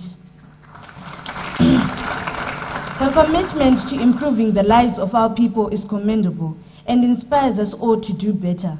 Additionally, I applaud the government's ongoing efforts to enhance healthcare accessibility across our nation, which have proven vital during challenging times. I would also like to highlight the government's significant investments in infrastructural development, which has brought remarkable improvements to our roads and public services. These initiatives are essential for fostering economic growth and ensuring that our communities thrive. The recent expansions in educational facilities underscore our commitment to quality education for all children, reflecting our dedication to nurturing future generations. Furthermore, I am proud to acknowledge the proactive measures our government has implemented to allay flood-related challenges. From investing in resilient irrigation systems to enhancing our drainage infrastructure, we are taking crucial steps to mitigate the impact of flooding on our communities. These initiatives not only protect our residents, but also ensure that our agricultural sector, while challenges may persist, we should focus on the progress we have made and celebrate the positive direction we are heading. I urge the Ministry of Finance and Educational Infrastructure in our constituency. Investing in resilient bridges and effective drainage systems is critical in ensuring that our children can safely travel to school and access the education they deserve. Moreover, we must engage communities in participatory budgeting, allowing local voices to shape our strategies for combating these challenges. By involving parents and community leaders in the decision-making process, we can ensure that our initiatives align with the actual needs of our residents. Education remains the cornerstone of our society, and we must never lose sight of the fundamental rights of our children. Since 2010, we have made remarkable strides in advocating for children's rights, and I commend the government for its role in these advancements. Every child must have the chance to grow in an environment that protects their well-being and promotes learning. As we plan for the future at Murewa, Order. Honorable Member, you have 30 seconds to round up your debate. Thank you. Let us prioritize the rights of our children. Let us ensure that our planning and budgeting processes are not just strategic but also compassionate, reflecting our commitment to the next generation. With that, I thank you.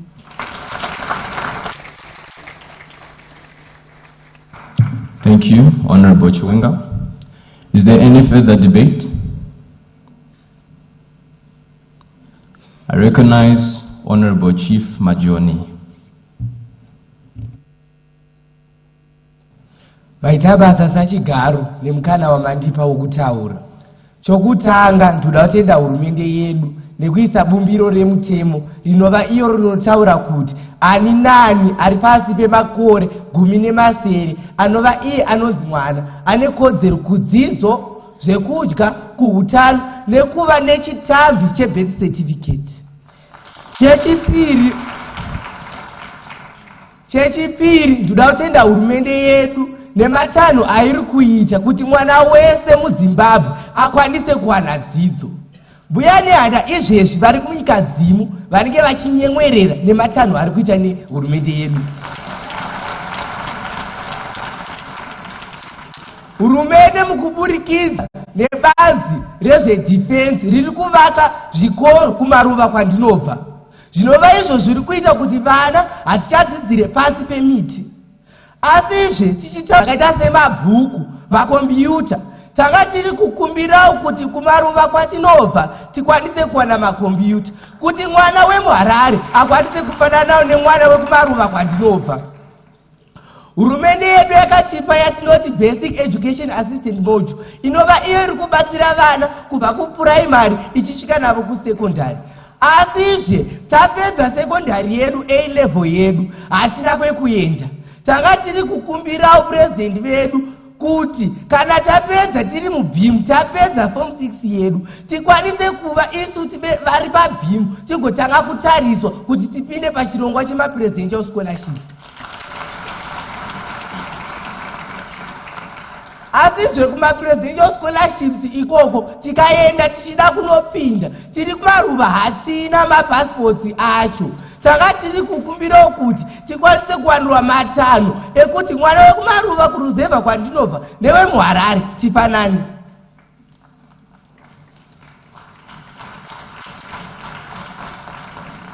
Gore rakapera vatungamiri vechidiki vakaita sesu vakapiwa matablets, zvinova izvo zvinofadza. Nokuti isusu kudunhu kwandinobva ndopa ndakatanga kuona kuti iyi ndo inonzi tablet iyi yatakapiwa mumwe wedu akaiva akugore rakapera.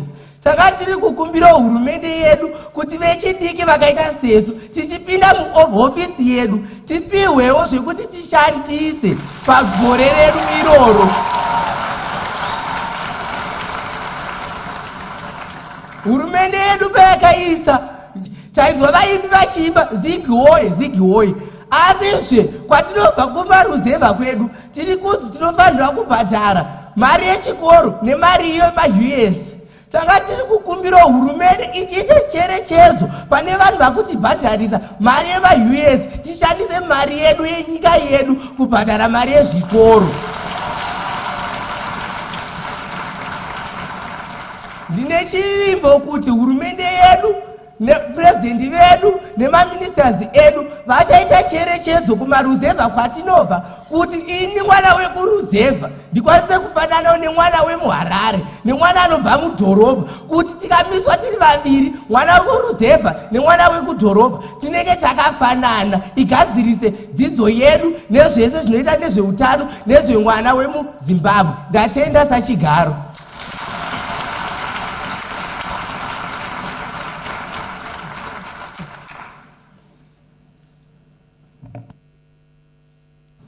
Thank you, Honorable Chief, for your debate.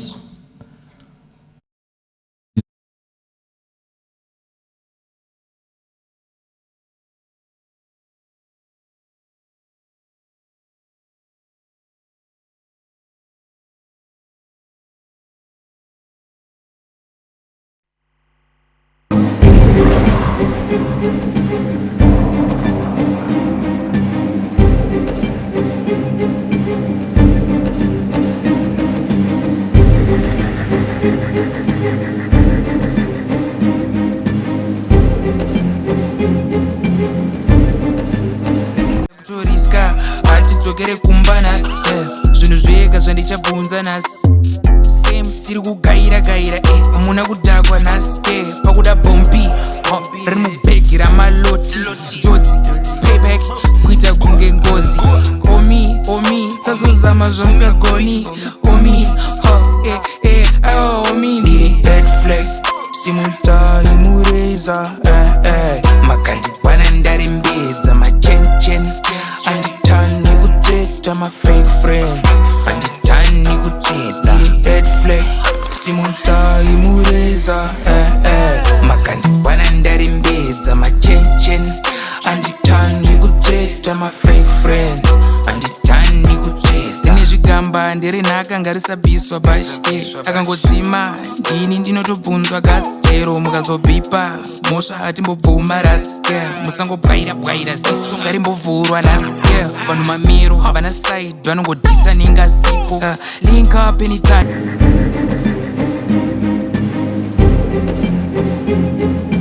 Sell on the street, they sell airtime, sweets and biscuits. Yes, there is youth loan given by such banks as the Empower Bank, but I noticed those officers, some of them don't even know about such a facility. So I recommend a better figure for support in the budget for people with disabilities towards probably business ideas.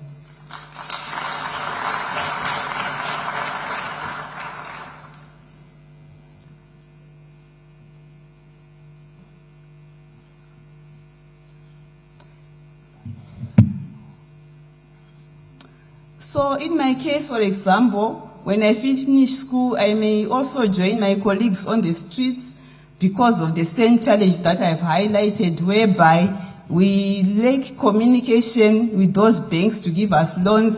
We would want to do projects like piggery, chickens, and all other projects, but I'm worried about those in the rural areas because now I appreciate there's a policy on sign language whereby now the Minister of Primary and Secondary Education is saying this curriculum of teaching sign language, but the teachers do not even know the sign language. So I propose a bigger budget towards training of teachers and health workers so that there is better communication.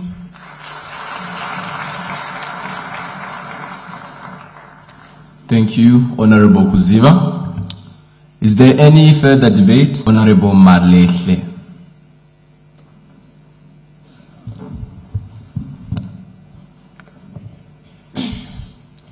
Thank you, Honorable Speaker, sir.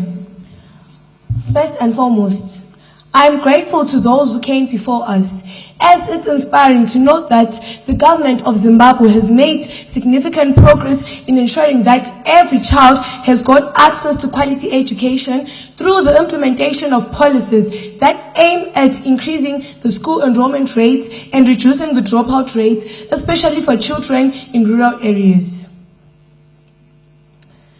The government has also worked hand in glove with BEAM, Save the Children, and UNICEF in providing school fees and bicycles to children in rural areas, making it a whole lot easier for them to get access to quality education. But today, I stand as a testament that despite this progress, challenges still persist. Matter of fact, about 30% of children in Zimbabwe are out of school. Depiction of my constituency, Lupane West, where we see children of my age who supposedly should be at school learning, but are instead doing pothole filling and carrying bags for $1, which makes it crystal clear that there are some children whose right to education is being deprived from them. Now, we possess a grievance that the government must intervene in by allocating more resources to rural areas, prioritizing those with greatest needs, and must implement better planning, increased funding, and stronger accountability in all sectors that impact our children's rights to education. With this all said, I thank you, Honorable Speaker. Thank you, Honorable Malehle. Is there any further debate from the House? I recognize Honorable Chief Zoro Patience. Tinotenda sachigaro Zoro. Zita rangu ndinonzi Patience Gawa.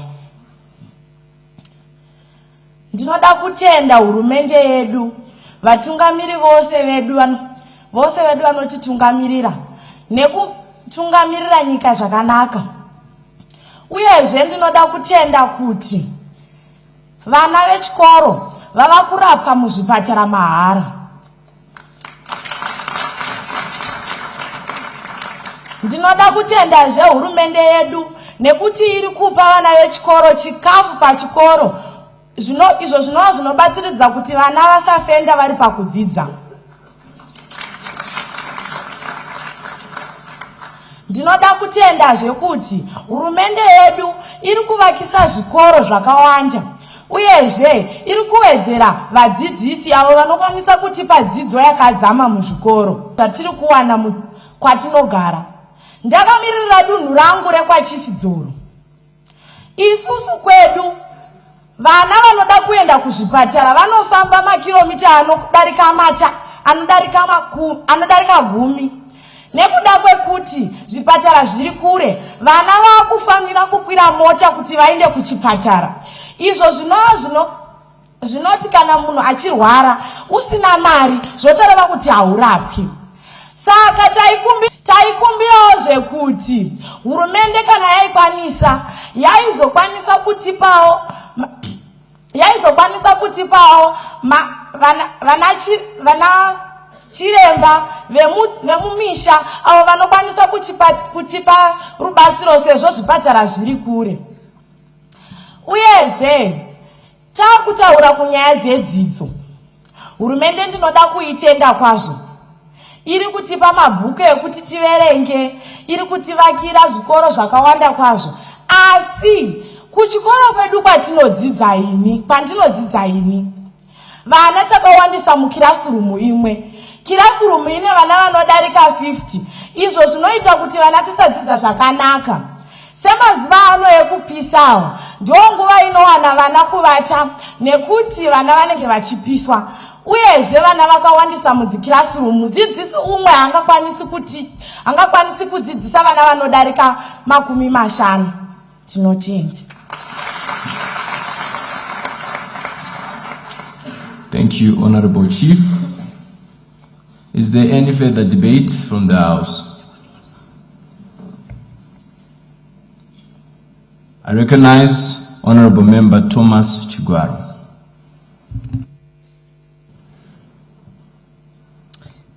Honorable Speaker, sir, thank you for giving me this opportunity to speak. So, honorable members, since 2010, our nation has made commendable strides in recognizing children's rights, yes, yet cultural education continues to be underfunded. A music band is specifically the G5 music band, is currently delivering messages on anti-drug and substance abuse. Recently, they produced an anthem urged to our youth so that they can actually avoid drugs and substance abuse.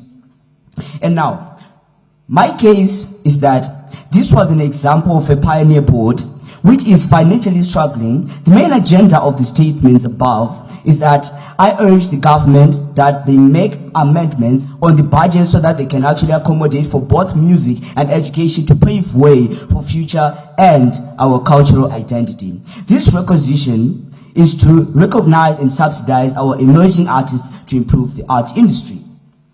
So, moving on. First of all, I would like to applaud the government of Zimbabwe for what it has done.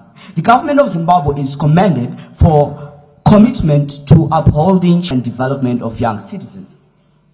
Initiatives such as the National Policy and the ZIM Agenda of Sustainable Socio-Economic Transformation, specifically the ZIM Asset, demonstrates on declaration to addressing the rights of children and ensuring their access to essential services like education, healthcare, and protection. By prioritizing children's rights, the government is not only fulfilling its obligation under the international conventions like the UNCRC, but also investing in the culture, in the future of the nation.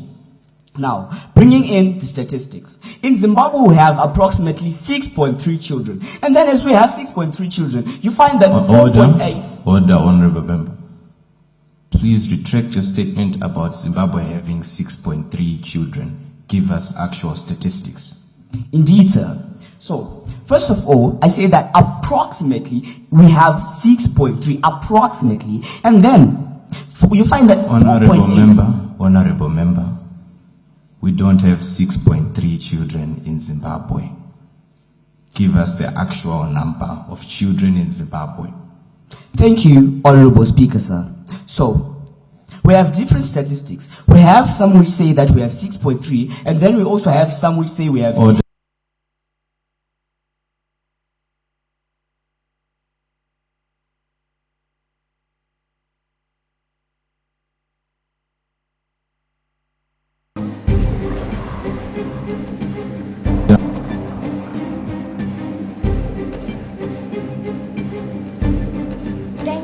Mr. Speaker, sir.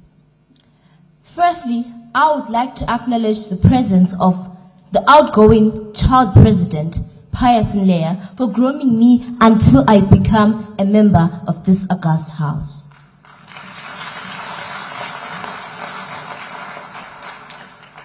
The Ministry of Information, Communication, Technology, Postal and Courier Services in Zimbabwe is deserving of sincere appreciation for introducing the Cyber and Data Protection Act of 2021 as a step to protect children from online abuse and harassment.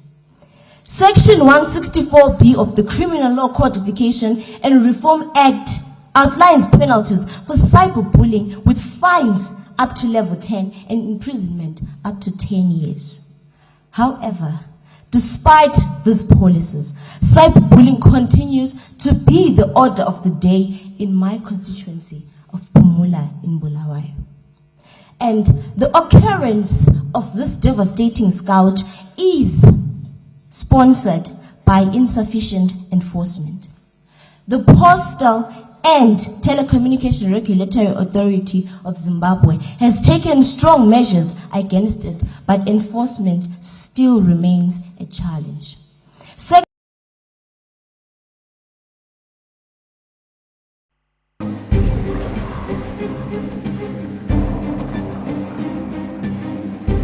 And deterrence. Another issue is the anonymity.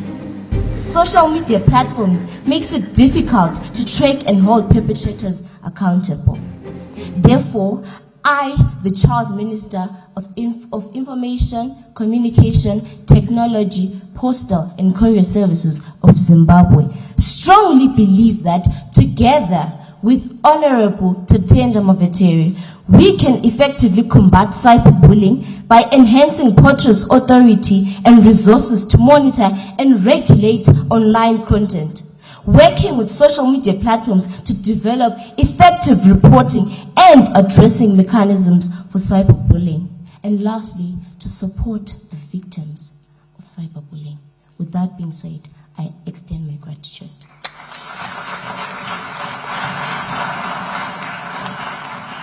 Thank you, Honorable Minister.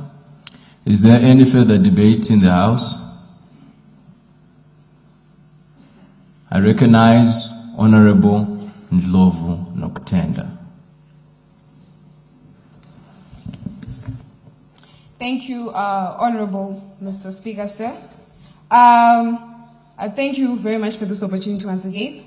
I come from Masvingo province, and specifically from the town of Chirezi. And I would love to applaud our government for initiatives that are being moved forward in order to reduce our teenage pregnancies. Where we see to it that our very own Amai Auxilium Mnangagwa has managed to actually implement vocational training programs that are teaching our youth on livelihood activities such as sewing and actually cookery activities. Now, I also want to acknowledge and applaud our government that they've actually managed to put forward that even a girl child who has been impregnated will continue to go to school, as we are going hand in hand with Chapter 2 of the Declaration of Child Rights, Section 76, which says that every single child has the right to health.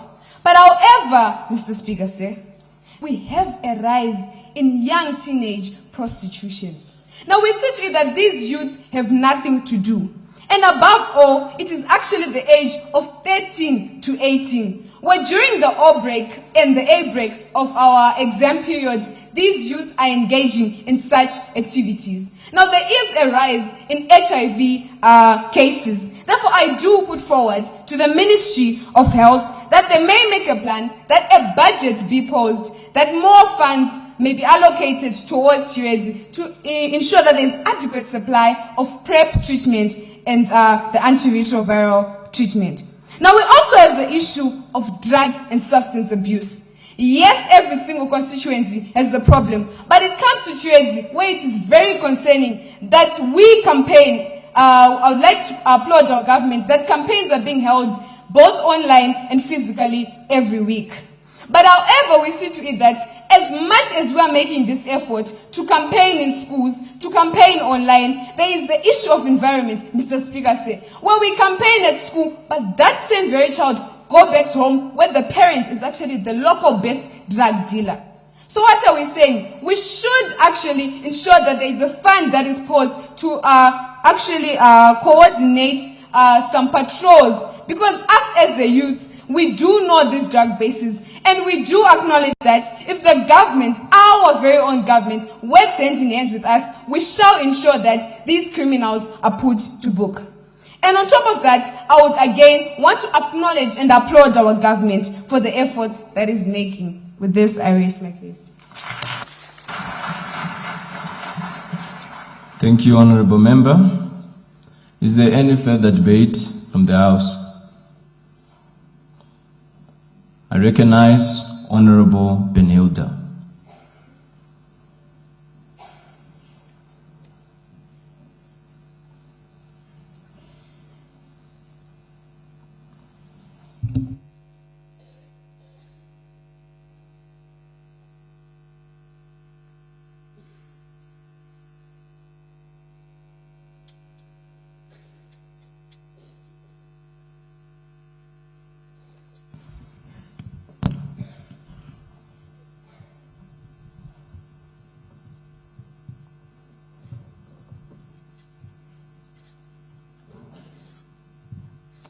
My name is Honorable Senator Benilda Chisema.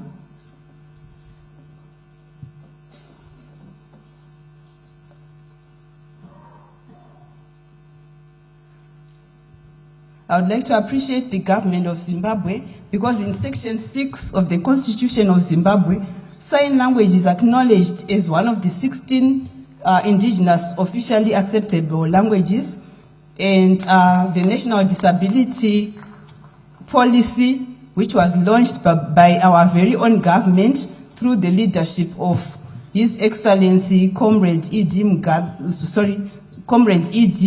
Mnangagwa, I would like to really acknowledge the launch of that disability policy, which speaks to taking care of the rights of children with disabilities.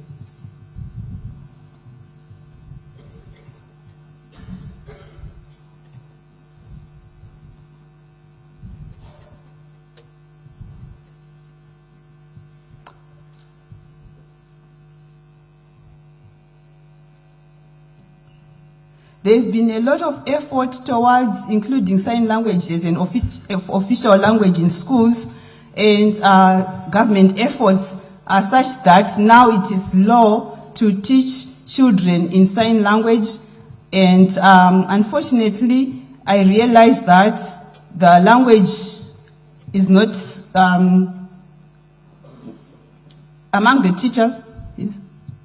Amongst the teachers, most of them lack the knowledge in sign language, and we, the students, especially in the secondary school, are having our time wasted teaching the teachers first to know our language, then they can teach us the curriculum.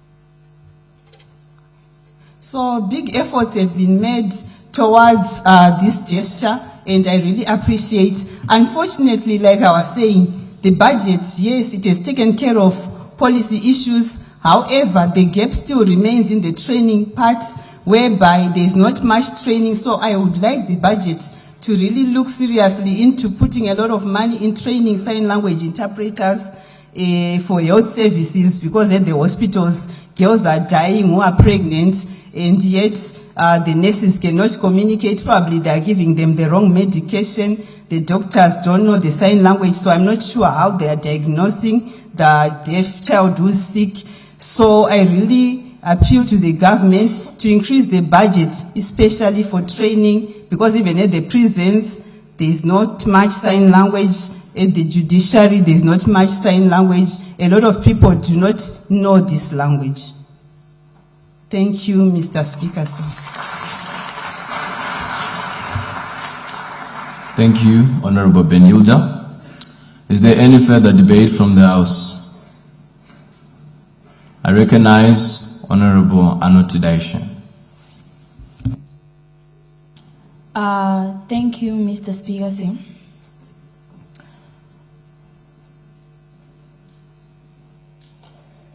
Right. Before I rush over to my topic, I would like to thank the government for introducing articles and circulars. For example, Article number 5, it says the government must promote all development stages for all children. And also, I would like to thank the government for introducing this circular number 16, which says every child has a right to live in a good environment. I would like to thank the Minister of Education, of Youth Care, for Permanent Secretary Dr. Access Maunganidze services as a Permanent Secretary in the Ministry of Youth Care and Child Care. Right. Honorable Member, it's the Ministry of Health and Child Care. Sorry, Mr. Sen. So, I would like the government to recognize us as Mashonaland Central, especially in Ande area. Why did I say this? Because in Ande area we are facing many challenges. For example, we have human-animal conflict. We have lost 2 adult people who were attacked by elephant.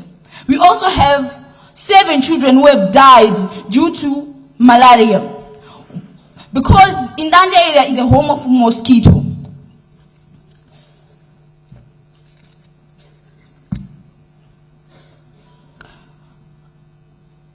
Honorable Sim. We also have... Honorable Member, I am not Honorable Sir. Sorry. I am the Speaker of the House. Sorry, Sam. Sorry. We also have inaccessible, very poor roads to network. We also have not enough hospitals. We only have one hospital in our area and one doctor. Yet you need to attend 16 patients. Would you be able to attend those people? No, and that's a big problem.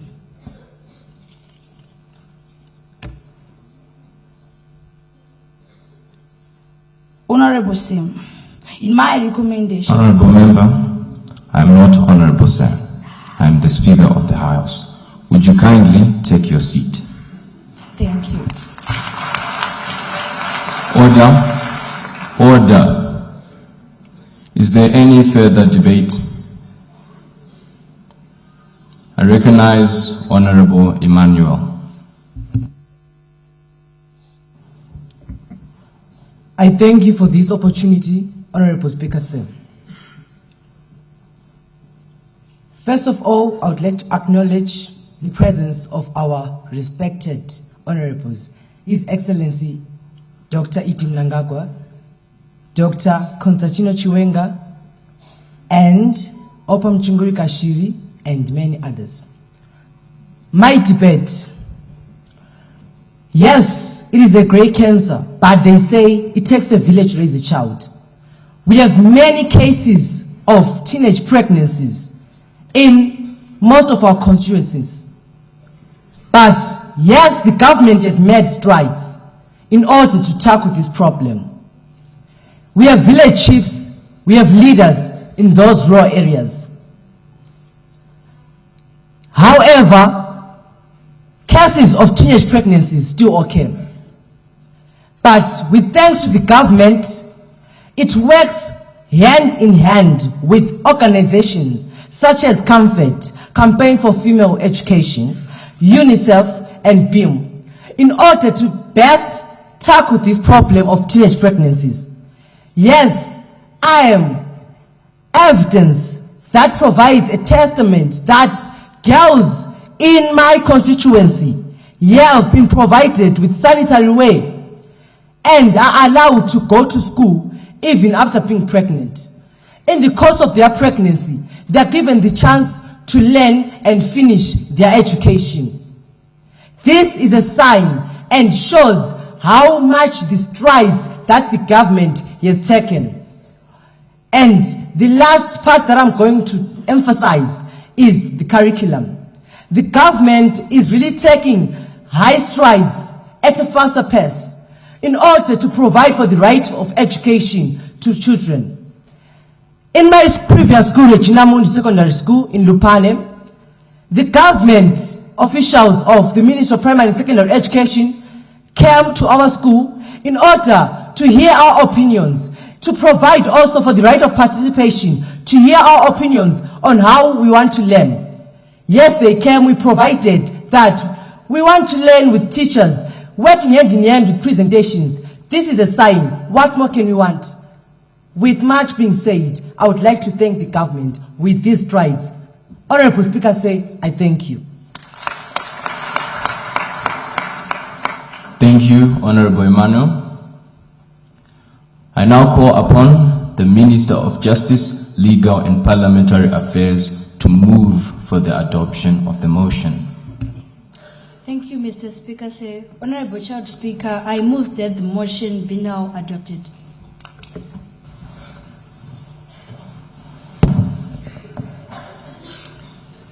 I put the question that the motion be now adopted. Those who are of that opinion will say aye. Aye. Those of the contrary opinion will say no. I think the ayes have it. The ayes have it. The question is accordingly affirmed and the motion adopted.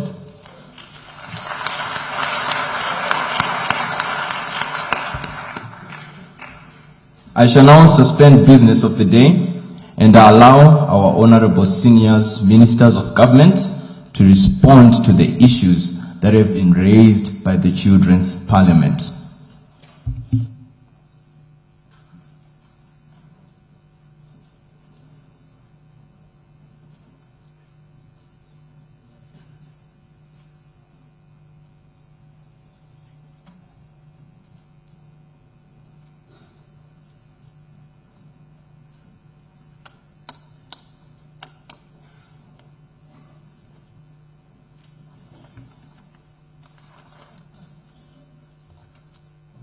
The President of the Republic of Zimbabwe, Your Excellency, Comrade Dr. E.D. Mnangagwa, the Vice President of the Republic of Zimbabwe, Honorable General Retired Dr. C.G.D.N. Chiwenga, the Vice President of the Republic of Zimbabwe, Honorable Colonel Retired K.C.D. Mohadi, the Minister of Defense and Chairperson of ZANU-PF, Honorable OCZ Kashiri Mchingwe, the Speaker of Parliament, Honorable Advocate JFN Mutenda in absentia, the President of the Senate, Honorable MM Chinomona, the Minister of Youth Empowerment, Development and Vocational Training, Honorable T. Machagaile, and all ministers here present, the Minister of State for Provincial Affairs and Devolution for Harare Metropolitan Province, Honorable C. Tawengwa, and all ministers of Provincial Affairs and Devolution here present, the Deputy Minister of Youth Empowerment, Development and Vocational Training, Honorable K. Mpamanga, and all Deputy Ministers here present, Chairpersons of Portfolio and Thematic Committees, Senators and Members of Parliament here present, the Chief Secretary to the President and Cabinet, Dr. M. Rushwaya, Chairman of the Public Service Commission, Dr. V. Ungwe, Permanent Secretaries here present, Senior Government Officials here present, the Child President, Your Excellency, Lionel Mazalile, the Speaker of the Children's Parliament, Michael Ndabani, the President of the Children's Senate, Tinaye Ishe Manyere, members of the Children's Parliament, the Children's Council, ladies and gentlemen, comrades and friends, boys and girls. Solomon Mhlanga is my name, the Permanent Secretary in the Ministry of Youth Empowerment, Development and Vocational Training. Your Excellency, sir, thank you for providing our young people with this amazing and important opportunity to engage you and your government. Through the Junior Parliament of Zimbabwe, government gets to interact with our youth to understand their views so as to create a world in which they feel they belong to. We have just witnessed an eye-opening session, one in which the young people allowed us into their thoughts, views, and concerns as well as fears.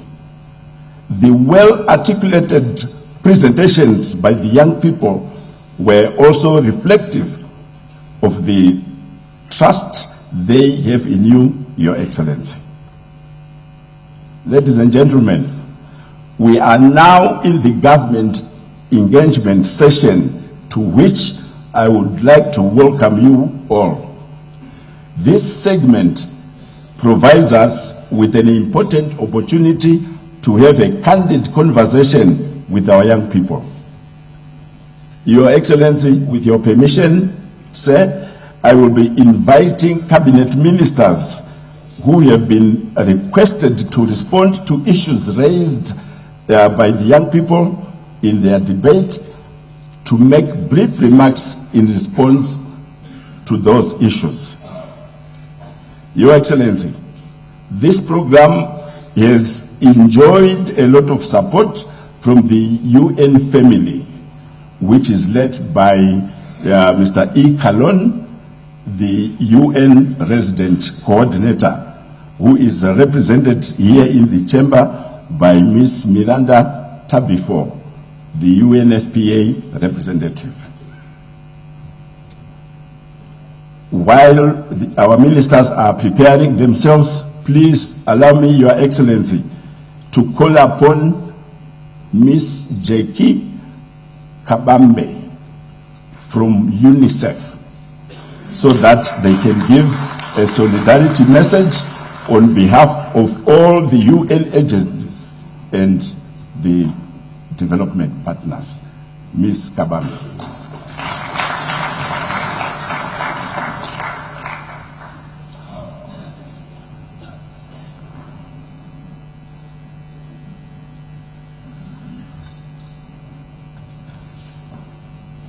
Your Excellency, the President of the Republic of Zimbabwe and Commander-in-Chief of the Zimbabwe Defense Forces, Dr. Emerson Dambudzo Mnangagwa.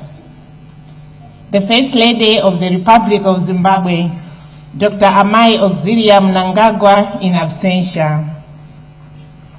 The Vice Presidents of the Republic of Zimbabwe, General Retired Dr. CGDN Chiwenga and Colonel Retired Honorable KCD Mohadi.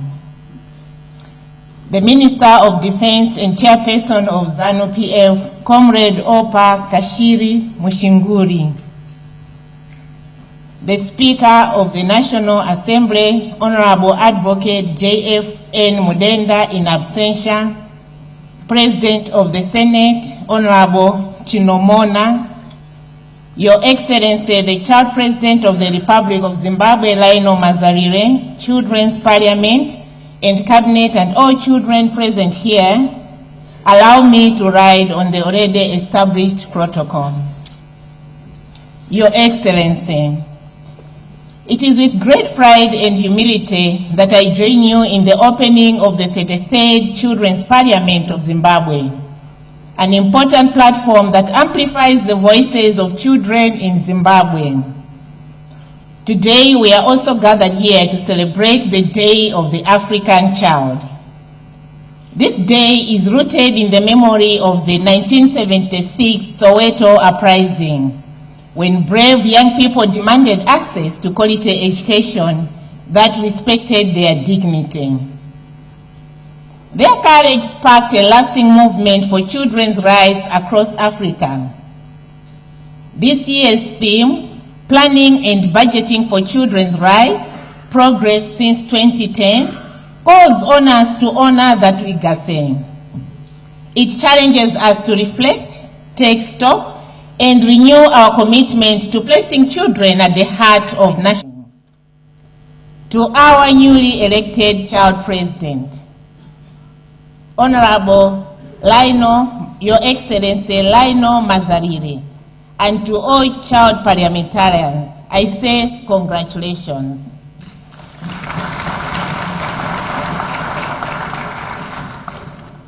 Your role is very strategic.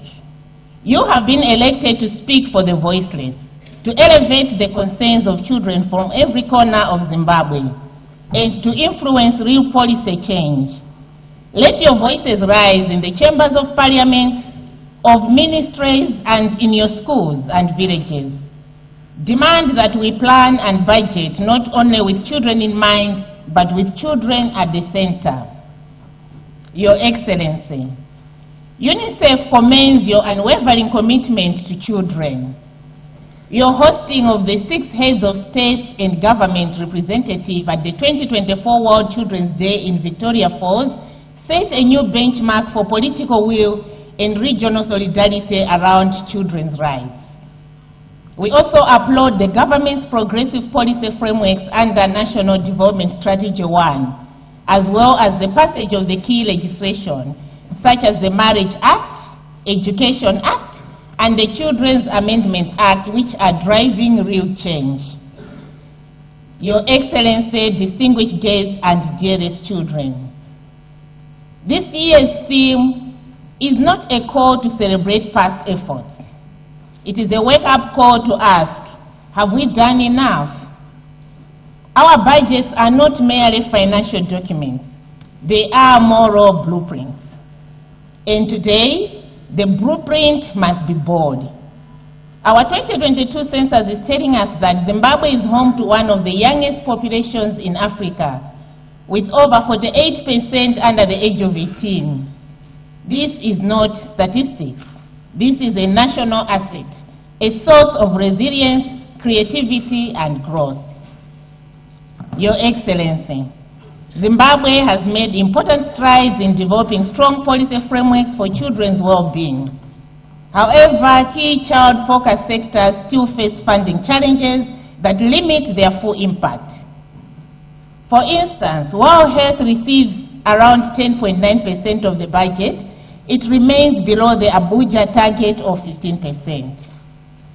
Education spending, though increased to 20.6% of the 2025 budget, still falls short of global benchmarks when measured as a share of GDP, and much of it is directed towards salaries, with less available for infrastructure and learning materials. Your Excellency, we recognize and commend your government's bold national innovations, such as the AIDS levy, which is ensuring steady domestic financing for life-saving access to HIV treatment services. The health levy, which is contributing to child health by improving access to essential medicines, maternal and newborn care, and stronger health systems. Sweetened beverages tax, also known as cancer levy, which was introduced to help fund cancer prevention treatment and research initiatives. These are investments that offer returns in human capital, productivity, and national prosperity. Your Excellency, every investment in a child is a direct investment in the future strength and success of our country, because tackling stunting in children can raise GDP by up to 3% annually. Educating the girl child delays marriage, reduces fertility, and boosts household incomes. Ending violence and neglect in childhood saves up to 8% of global GDP. Your Excellency, distinguished guests, we, the adults gathered here today, owe Zimbabwe's children a future filled with opportunity, safety, and hope, not through words alone, but through action, not just by enacting laws, but by funding them, not just through speeches, but through the effective implementation of budgets that deliver real change for children. Your Excellency, as global support becomes harder to find, Zimbabwe must not miss important chances to help its children. The Child Nutrition Fund is one such opportunity. It matches every dollar the government invests to improve child nutrition. UNICEF therefore urges the government of Zimbabwe to act quickly and invest in this fund. This will help more children grow up healthy, show strong leadership, and build a better, more self-reliant future for all. Additionally, the finalization and approval by the Cabinet of the school financing policy will create a framework that promotes increased investment in the education sector and ensure that education is state-funded, thereby realizing every child's right to free quality education in Zimbabwe. By removing financial barriers, the policy will increase access, will promote equity, will reduce dropout rates, and will contribute to national development through a better educated population. Your Excellency, Zimbabwe is prone to climate challenges like droughts, floods, and health risks, and children are often the most affected. It is therefore important for social sectors, especially the budgets in education, health, and child protection, to include climate resilience.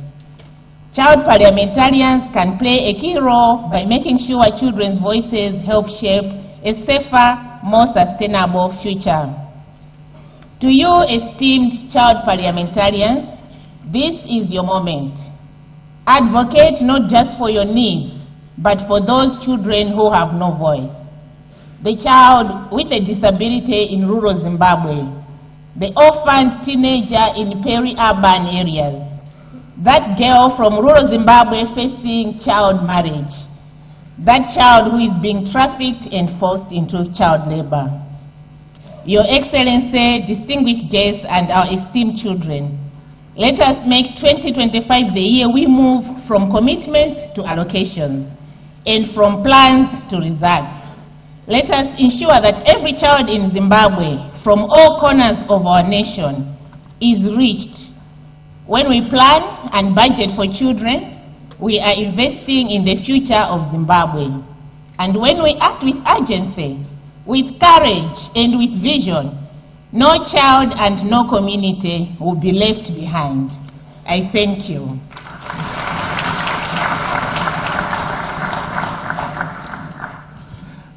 Thank you very much, Ms. Kabambe from UNICEF. As we proceed with our program, Your Excellency, I'm mindful of the time. Allow me to invite the President of the Senate, Honorable M.M. Chinomona, to present themselves and make a remarks. Honorable Chinomona.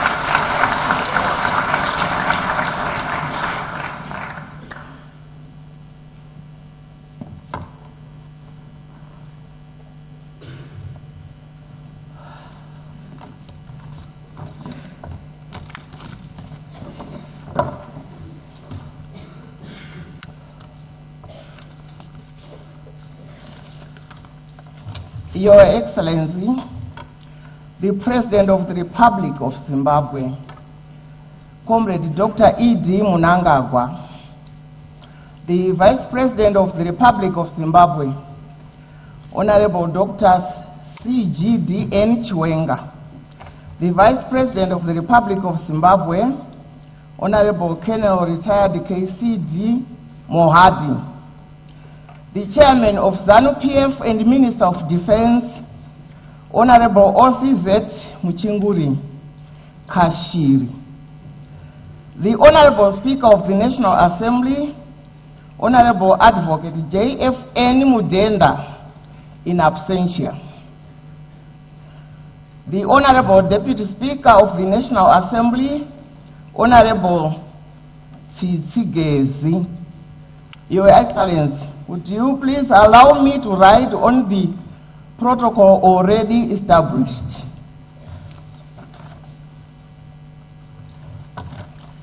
It is with immense pleasure that I address you all today, particularly to celebrate the vital role of the Junior Parliament of Zimbabwe in shaping the legislative architecture of the nation.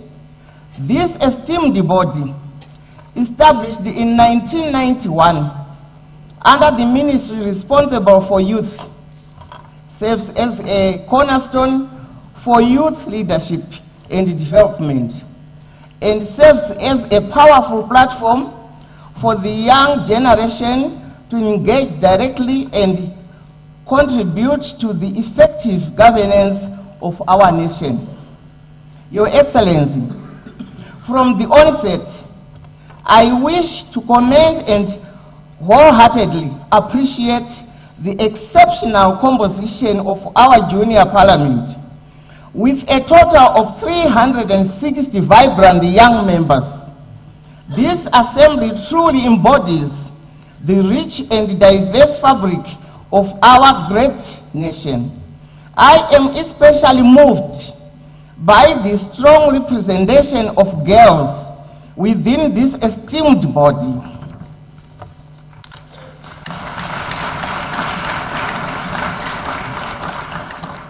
impressive 230 out of 360 members are girls, amounting to a remarkable 64% of the junior parliament. This extraordinary statistic is a testament to Your Excellency's unwavering commitment to empowering the girl child and amplifying their voices in all matters of national importance. Moreover, the inclusion of 10 children with disabilities underscores our dedication to ensure that every child, regardless of their circumstances, has the opportunity to participate in a truly democratic and progressive society. Your Excellency, the Junior Parliament is not just a symbolic assembly. It is a dynamic and active body with clearly defined and impactful roles. Our young parliamentarians are actively engaged in advocating and lobbying for children's rights, ensuring that welfare and protection of every child remain at the forefront of our national agenda. They work to enhance children's leadership qualities, providing invaluable experience in public speaking, debate, and consensus building. They also promote child participation in all sectors of the economy, recognizing that the insights and perspectives of young people are crucial for sustainable development. While the Junior Parliament may not possess the power to enact laws, their influence is undeniable. They are afforded a unique opportunity to witness the legislative process firsthand and critically to participate in its making. Their designated roles include engaging the government at official openings and other gatherings to participate in decision-making around legislation and policies that directly affect children. They are also involved in gathering data on public issues, providing valuable ground-level insights. Additionally, they contribute to government planning and budgeting exercises, ensuring that youth perspectives are integrated into national financial framework, and they play a role in monitoring the quality of services and facilities provided to children and young people. Finally, they are instrumental in evaluating the success of government policies, programs, projects, and services, offering a critical youth lens on our national efforts. Indeed, the youth of Zimbabwe represent a critical constituency in our nation's development. Their energy, innovation, and fresh perspectives are indispensable. By investing in platforms like the Junior Parliament, we are not only nurturing future leaders, but also strengthening our democracy by ensuring that the voices of those who will inherit this nation are heard today. Your Excellency, permit me to commend the exemplary conduct of the Junior Parliament as they execute the procedures of the House with precision and unwavering determination. Surely I am confident that the enactment of legislation that responds not only to the future needs of this country and its diversity is in good and solid hands.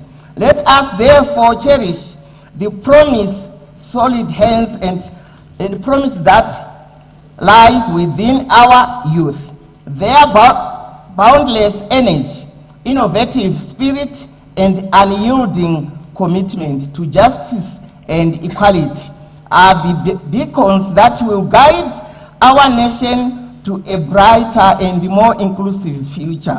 You will all agree with me, and what you have seen is a testament to the remarkable impact of the Junior Parliament. This vital platform is not only cultivating future leaders, but also visionary pioneers who will shape a sovereign, prosperous, and inclusive Zimbabwe for generations to come. Together, let us continue to empower our young voices, for they are the architects of tomorrow's Zimbabwe. I thank you.